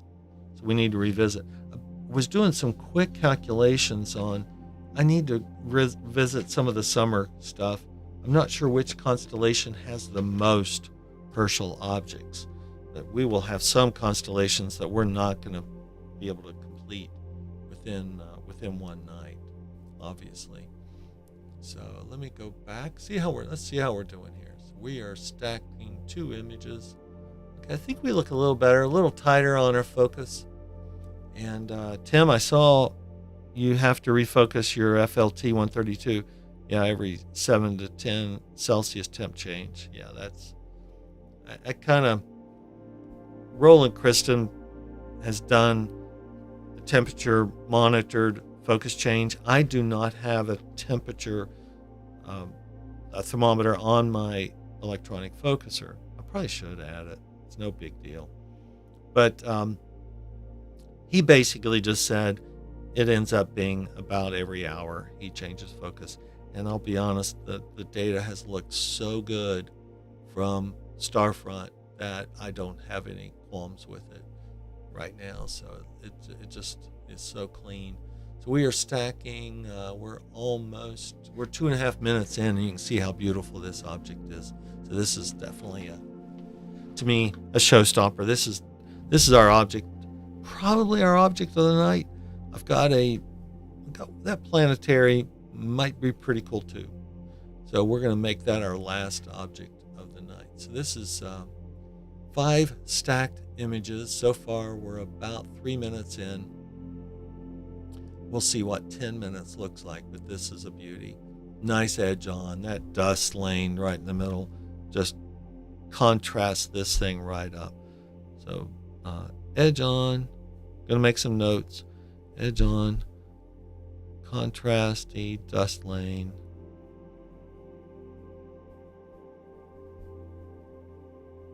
That's what I encourage you to do if you're doing this with me. Just make some notes on your lists, and include that with your submission to the Astronomical League. So it looks like you were observing. You spent some time with these objects. It wasn't just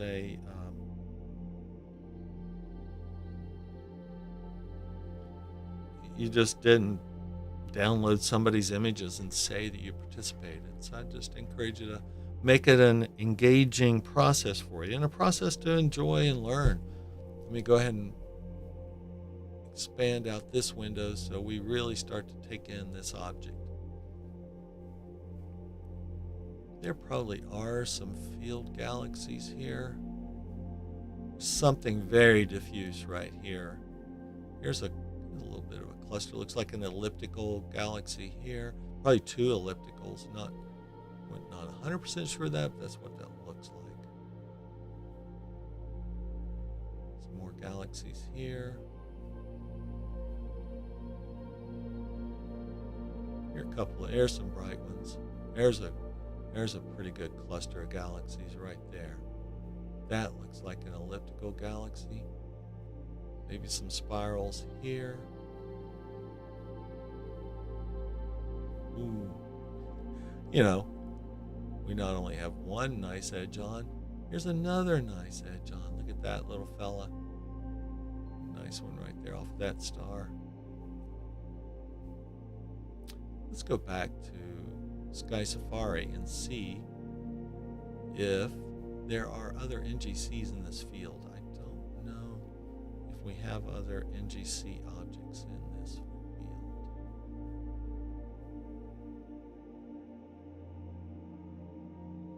Yeah, we got several up here. Remember that brighter cluster we saw?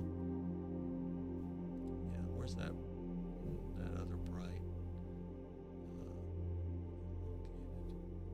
What's this one here? UGC 1841. That looks like a large galaxy for a UGC.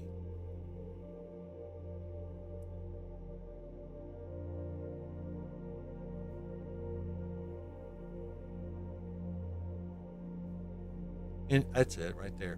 NGC 898. That is that other elongated galaxy that we see right there. Right up here at the top. Right there at the top. NGC 898. And NGC 891. That is a Herschel object. 898 is not. Don't know how visible that 898 would be in a telescope. It might be. Some of these big Dobbs, I'm sure, can pull that in. There's 891. Beauty. we have 3 minutes left. Let's go ahead and let that finish out. But that will be the image you're able to submit.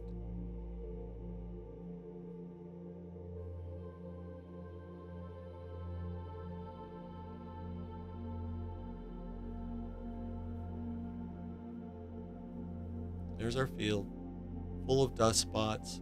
I'll clean those up. I'll figure out how to do a flat frame subtraction and dark field subtraction. So I've got some pretty bright stuff down here. Yeah, there's that little cluster of galaxies.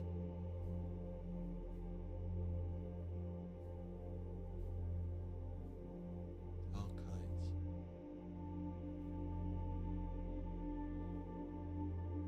Yeah, I love that guy right there. It's hard to imagine, isn't it? Incredible creation. Incredible.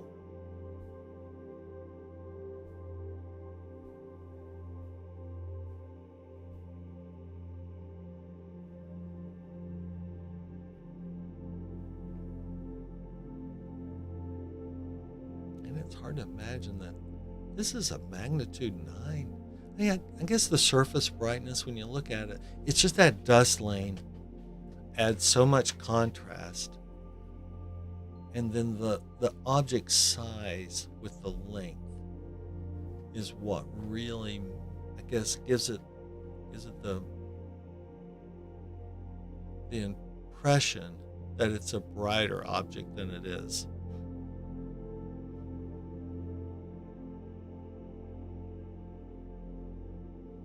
Two more objects. We got an open cluster and a planetary nebula. And then we will have completed Andromeda and Pisces Herschel objects for the night.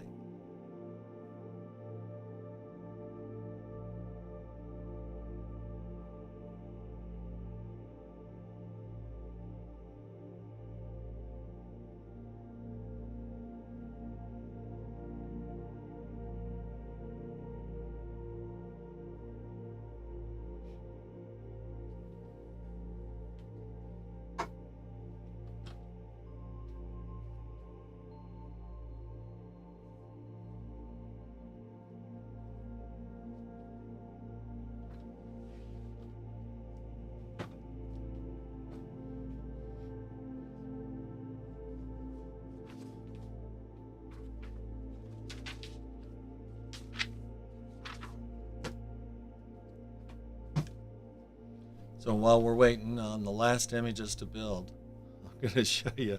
So it's how old I am. I'm going to start to utilize my Burnham's Celestial Handbook. How many of you know about these, let alone have them? Burnham's Celestial Handbook. So these are great for observers and probably for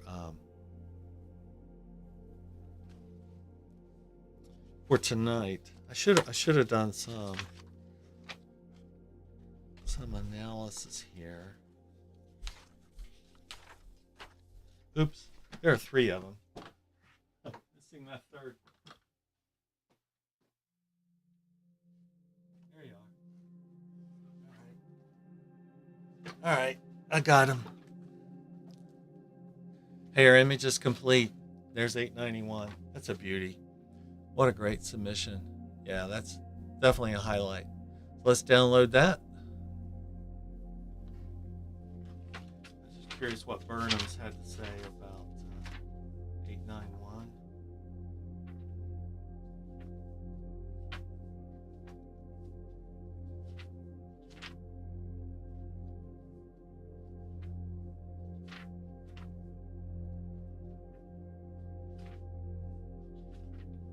There it is. Prime example of an edge-on spiral galaxy. A 60. I'm not going to show you this.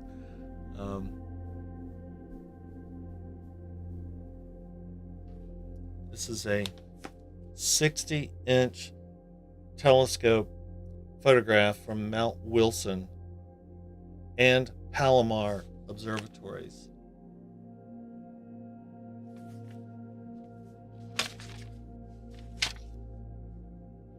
One of the most striking examples of a spiral galaxy seen exactly edge on, equaling in interest the more famous NGC 4565 in Como Berenices.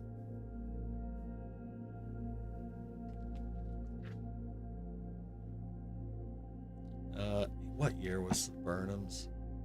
Burnham's was he was at Lowell Observatory. I mean, this is still golden, man. I'm going to use this throughout our process. What year was this published? This one, mine version, was probably published in '78. Is that right? 78. Yeah. 3 volumes. Sorted by constellation. And I'm gonna pull these in for references. You see Lacquerhead. Lacquerhead, I need a copy of Burnham. I'm starting my collection of historical astro-related publications. Yeah, that would be. Do they publish it anymore? That's a definite go-to. I got a pretty good book collection. A lot of cool photography stuff. I'll share with over the broadcasts, because I don't buy a lot of books today, but I love the old books I have, and I use them quite a bit. Actually, I've got a couple of new books I'll show too. So there's just so much online, but I still have a soft spot for books. Let's go to NGC 7686. I'm saving, I think, one of the better ones for last. Ooh, this guy's getting pretty low on the horizon. All right, let's get there before we get too late. Thanks for anybody who's still with me. We are at 10:30 local. Said tonight might go a little long. We're right at the 2-hour mark, and but I said, it's Saturday night. What else is there to do, right?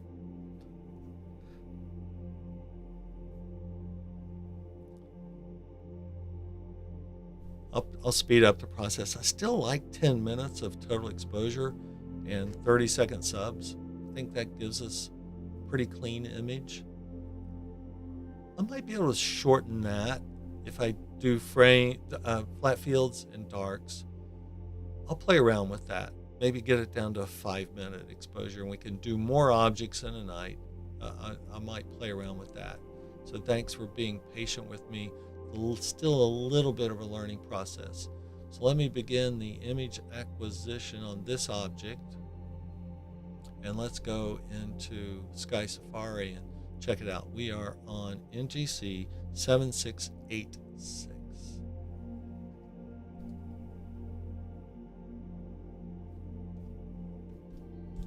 I think this is object number 9 for us for the night. Yeah, we're getting... Oh, yeah, this guy. We may not give him the full 10 minutes. Sorry about that, NGC 7686. But, wow, you do not look worthy of 10 minutes of exposure. So, it's an open cluster, an Andromeda, visual magnitude of 5.59. So it is a brighter object, of course.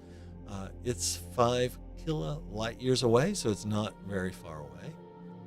And let's see here. What about its size? Its diameter is 23 light years. Yeah, there it is. Yeah. Okay. It's okay.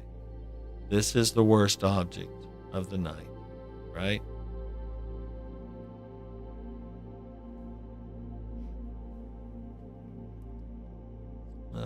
Have some mid-century star charts, but would like to own some first edition publications of more 18th century stuff.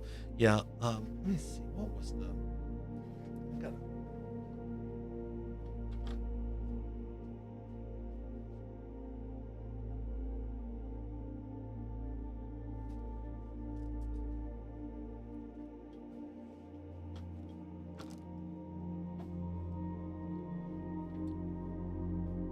we'll let this go, but I'm only going to let it go a few minutes. We don't need more time on this. NGC 7686, you're the worst of the night. I hate to say that, and I like to love on all my astro objects.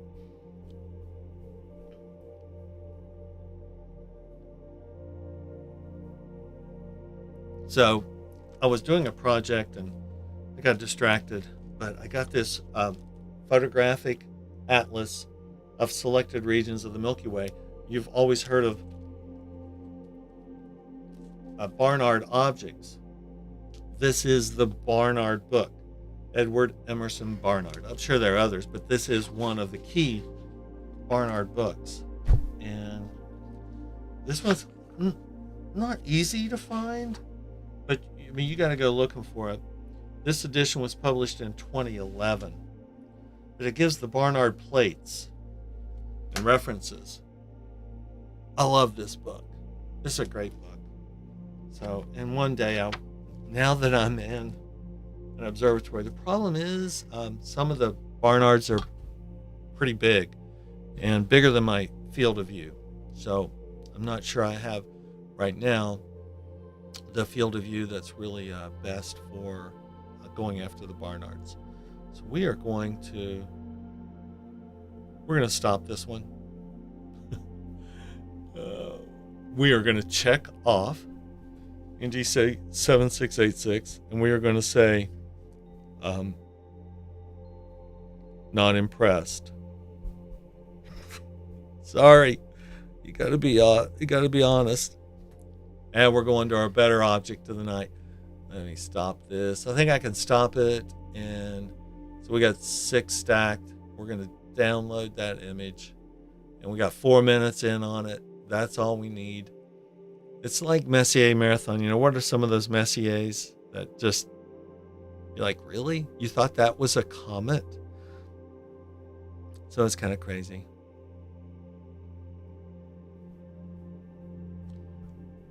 So let's go to our final object of the night. I think this will be a really good one.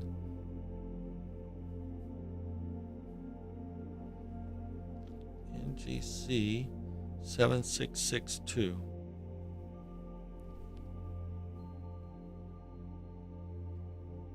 Blue snowball.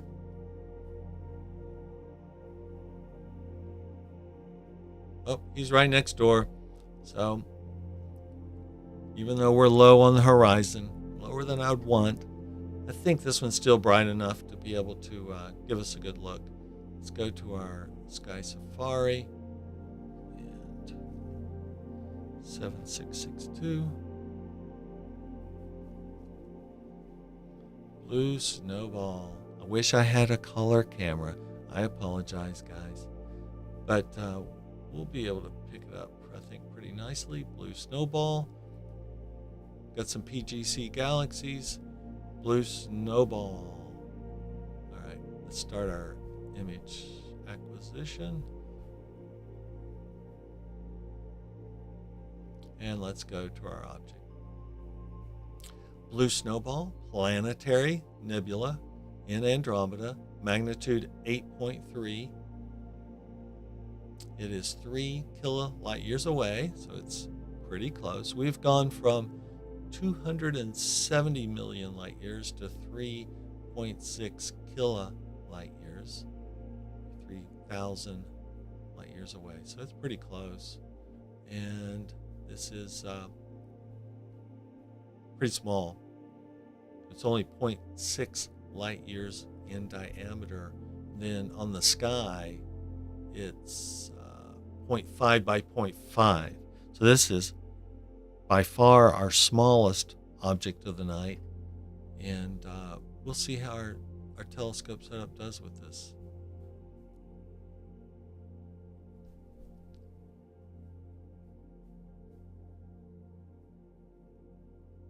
Okay, there he is. It's hard to tell from stellar. I think with, it's obvious non-stellar. Let's see what some additional acquisition time does. to help really make this non-stellar.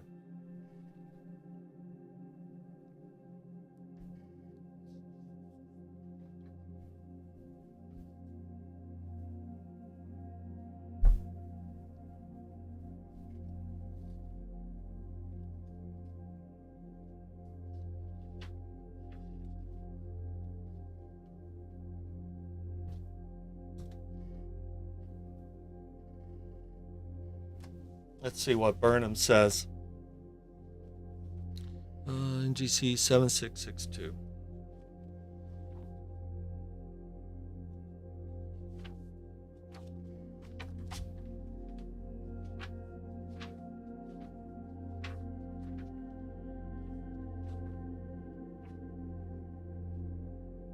All right, there it is.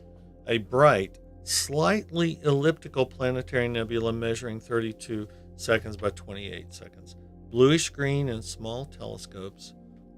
Okay, I think you can start to really see that elongation coming from the upper left quadrant down to the lower right quadrant.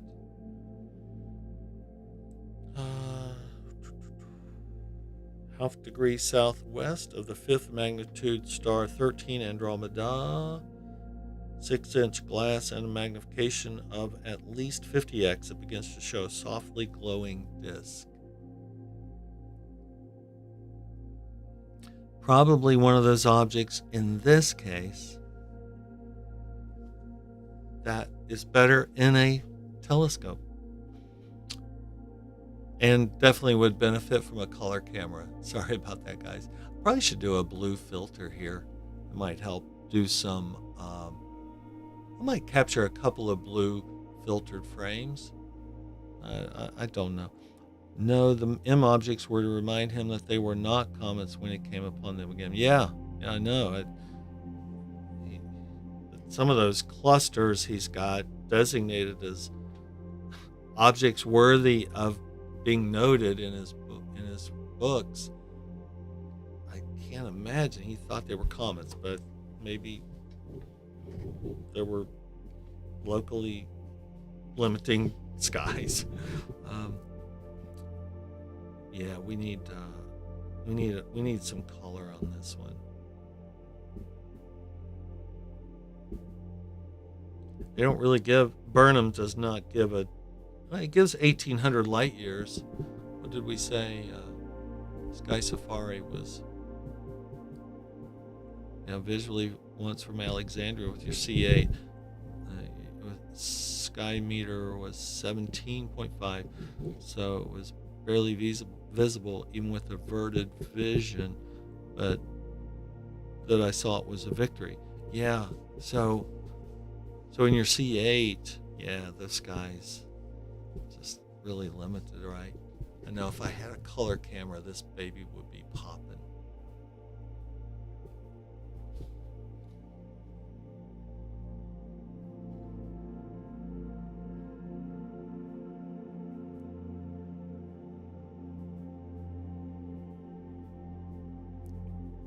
The central star is a bluish dwarf with a continuous spectrum and a computed temperature of about 75,000 Kelvin.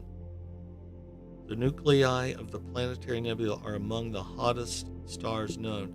That's from Burnham's. Just kind of reviewing Burnham's here.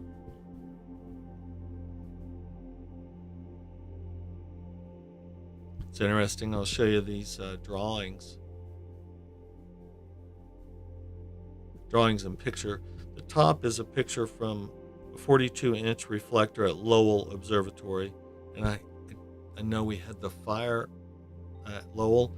I haven't seen an update in a couple of weeks. I really hope they make a big commitment to get that back up and running and refurbished and restored. And then there's a drawing by Barnard with a Yerkes 40-inch refractor. So I'll show you those two. The top is the photo. The bottom is the hand drawing by Barnard.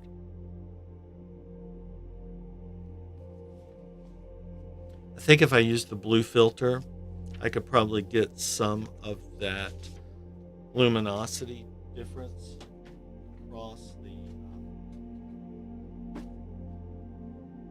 across the I can see a little bit, but yeah, I think with just pure luminance, what I think I'm going to do, I don't think we're going to get any more information with more exposure.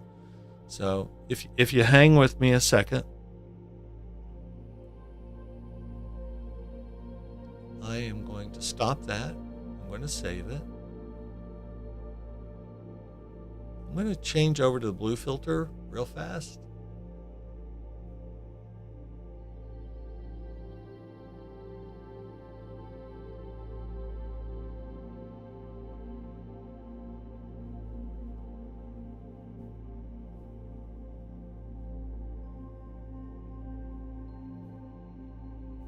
Let me do a fast refocus.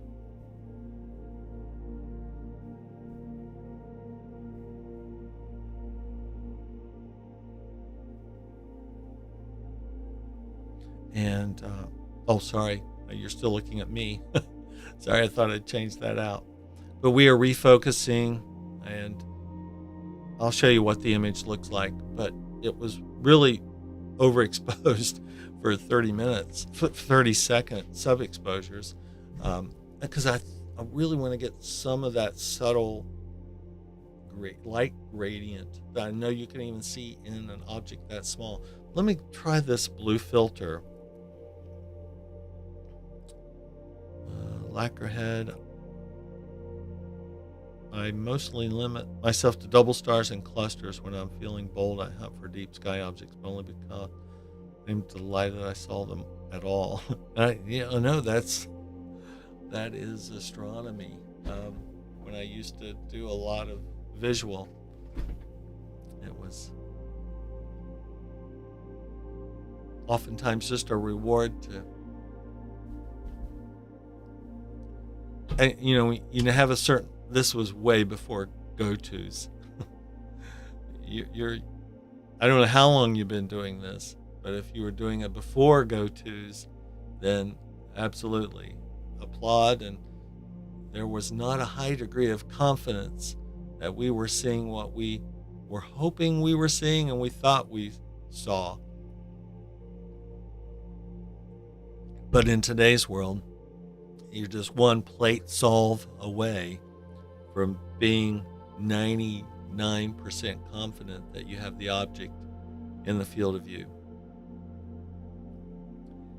To me, Lacquerhead, it was, when I was starting in astronomy, Lacquerhead asked about what got me into it. I came into it right at Comet Hale-Bopp, which I think was 97.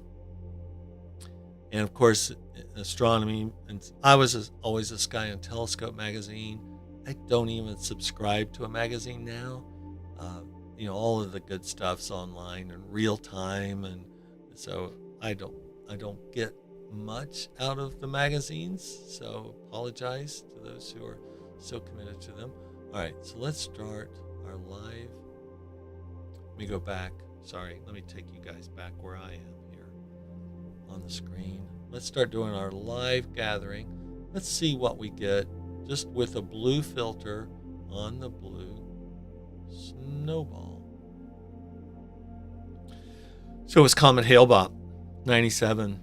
I just was, it was so energetic in astronomy, and it was just such an amazing comet. This was everybody could see this comet.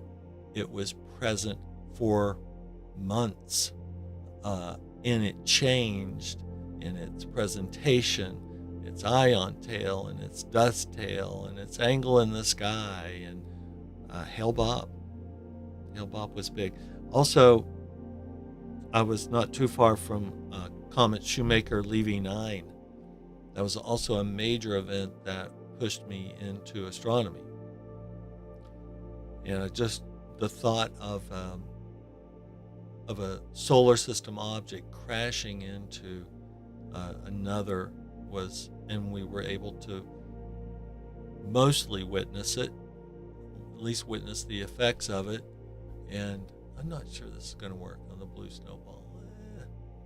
Maybe. You know what? Hold on. Let me try something. Let me go with a shorter sub-exposure. So it was kind of those combinations of things. Let me go with just like a 10-second exposure. I think I'm just overexposing that.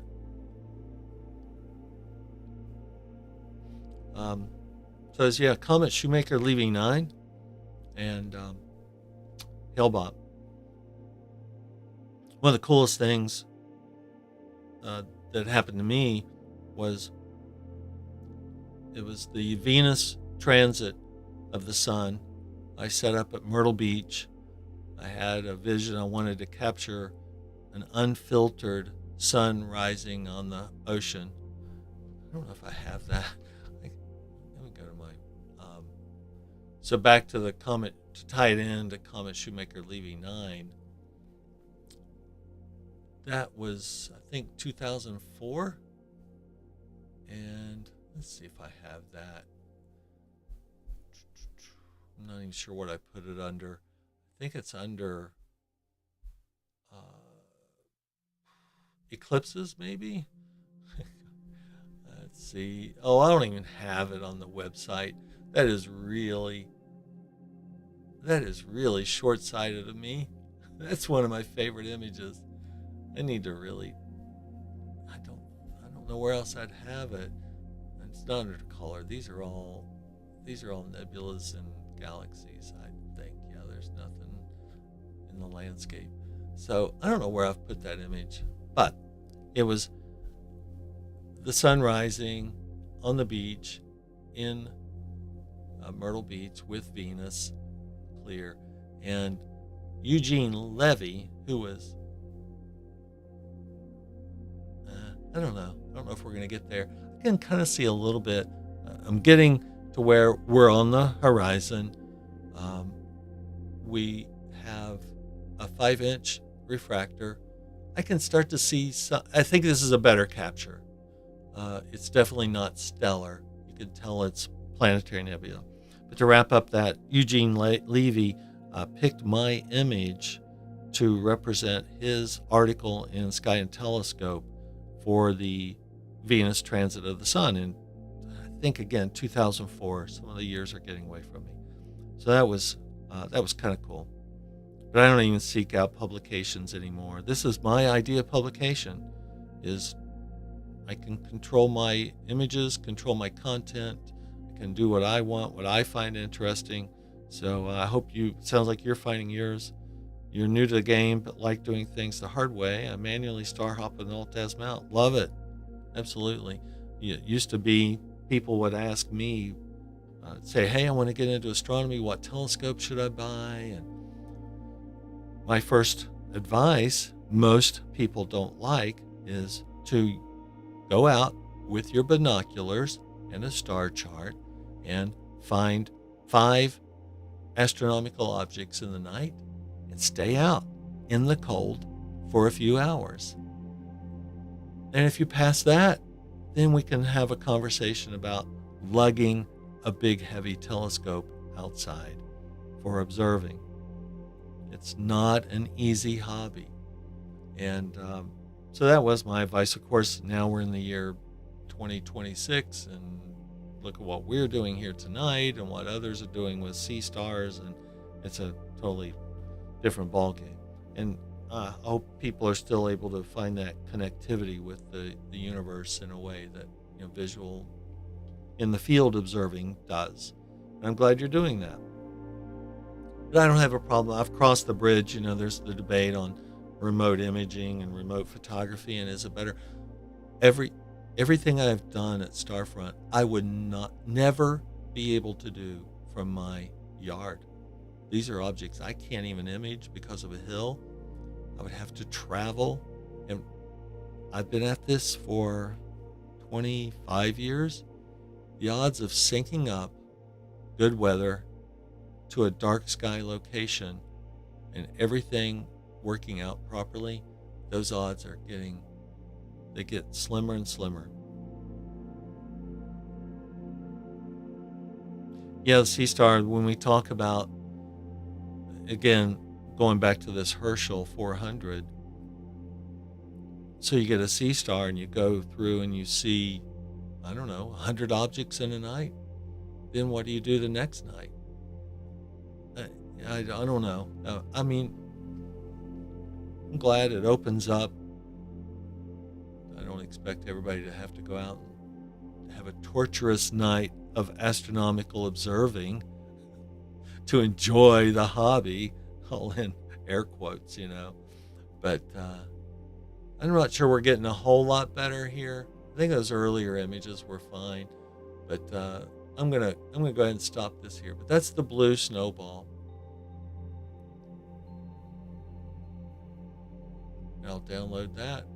That was blue filter, and that will be our night. I'll go back. Let me show you what we did tonight. We did 10 objects on the Herschel list. If you're just joining us, I invite you to check out the description on the web, on the YouTube video, so you can catch up with where we are on the Herschel Observing Challenge. This was night number 1. We are 10 images down, only 390 more images to go. So we have, in my opinion, probably the highlight was NGC 891, right? That was one of our great ones of the night. There's NGC 891. And what was another highlight? I think I kind of liked that. Was it, wasn't, what? 404. 404. I like this one. This was that Lost Pearl Galaxy right there next to the star Mirax. I'm not going to say that right. I'm not sure if I ever heard anybody say it. I thought that was cool. I thought those were some of our betters. And then I really liked the NGC 524, right? Because that had those galaxies in the field. I thought that was a pretty cool galaxy field. Yeah, there we go. Yeah, I thought that was our best galaxy field of the night right there. The galaxy itself wasn't incredibly remarkable. A cool face on, but a cool field. So if you want, send me an email just saying, hey, Jeff, I want to have access. I'll build a little email database, and we will build up the images that you'll need to submit for the Herschel 400. Let me go back to me. Sorry about that. And we'll have that database. There'll be a linked page on my website. Thank all of you who've stayed the whole night. Lacquerhead 133, thank you. This was fun to watch. Thank you. It is pronounced like Myrac. Okay, excellent. Thank you. I love that. Myrac. I'm a photographer. So thanks so much for joining me this evening. I might hop on here and knock off. I tell you what I might do tomorrow is knock off these Pegasus objects earlier in the evening, because we're starting to lose them. And I encourage you to download the 400 list, make your notes, get ready for submission. But that's it. We knocked off 10 tonight, and we'll work. I might work on this tomorrow night. So join me if you got a chance. Probably about the same time, 8:30, 9 o'clock. So thanks, guys. I'm going to sign off. Thanks for all the help. It was great interacting with you, and I hope you pursue this 400 with me. So have a good night. Talk to you. See you next time under a clear sky.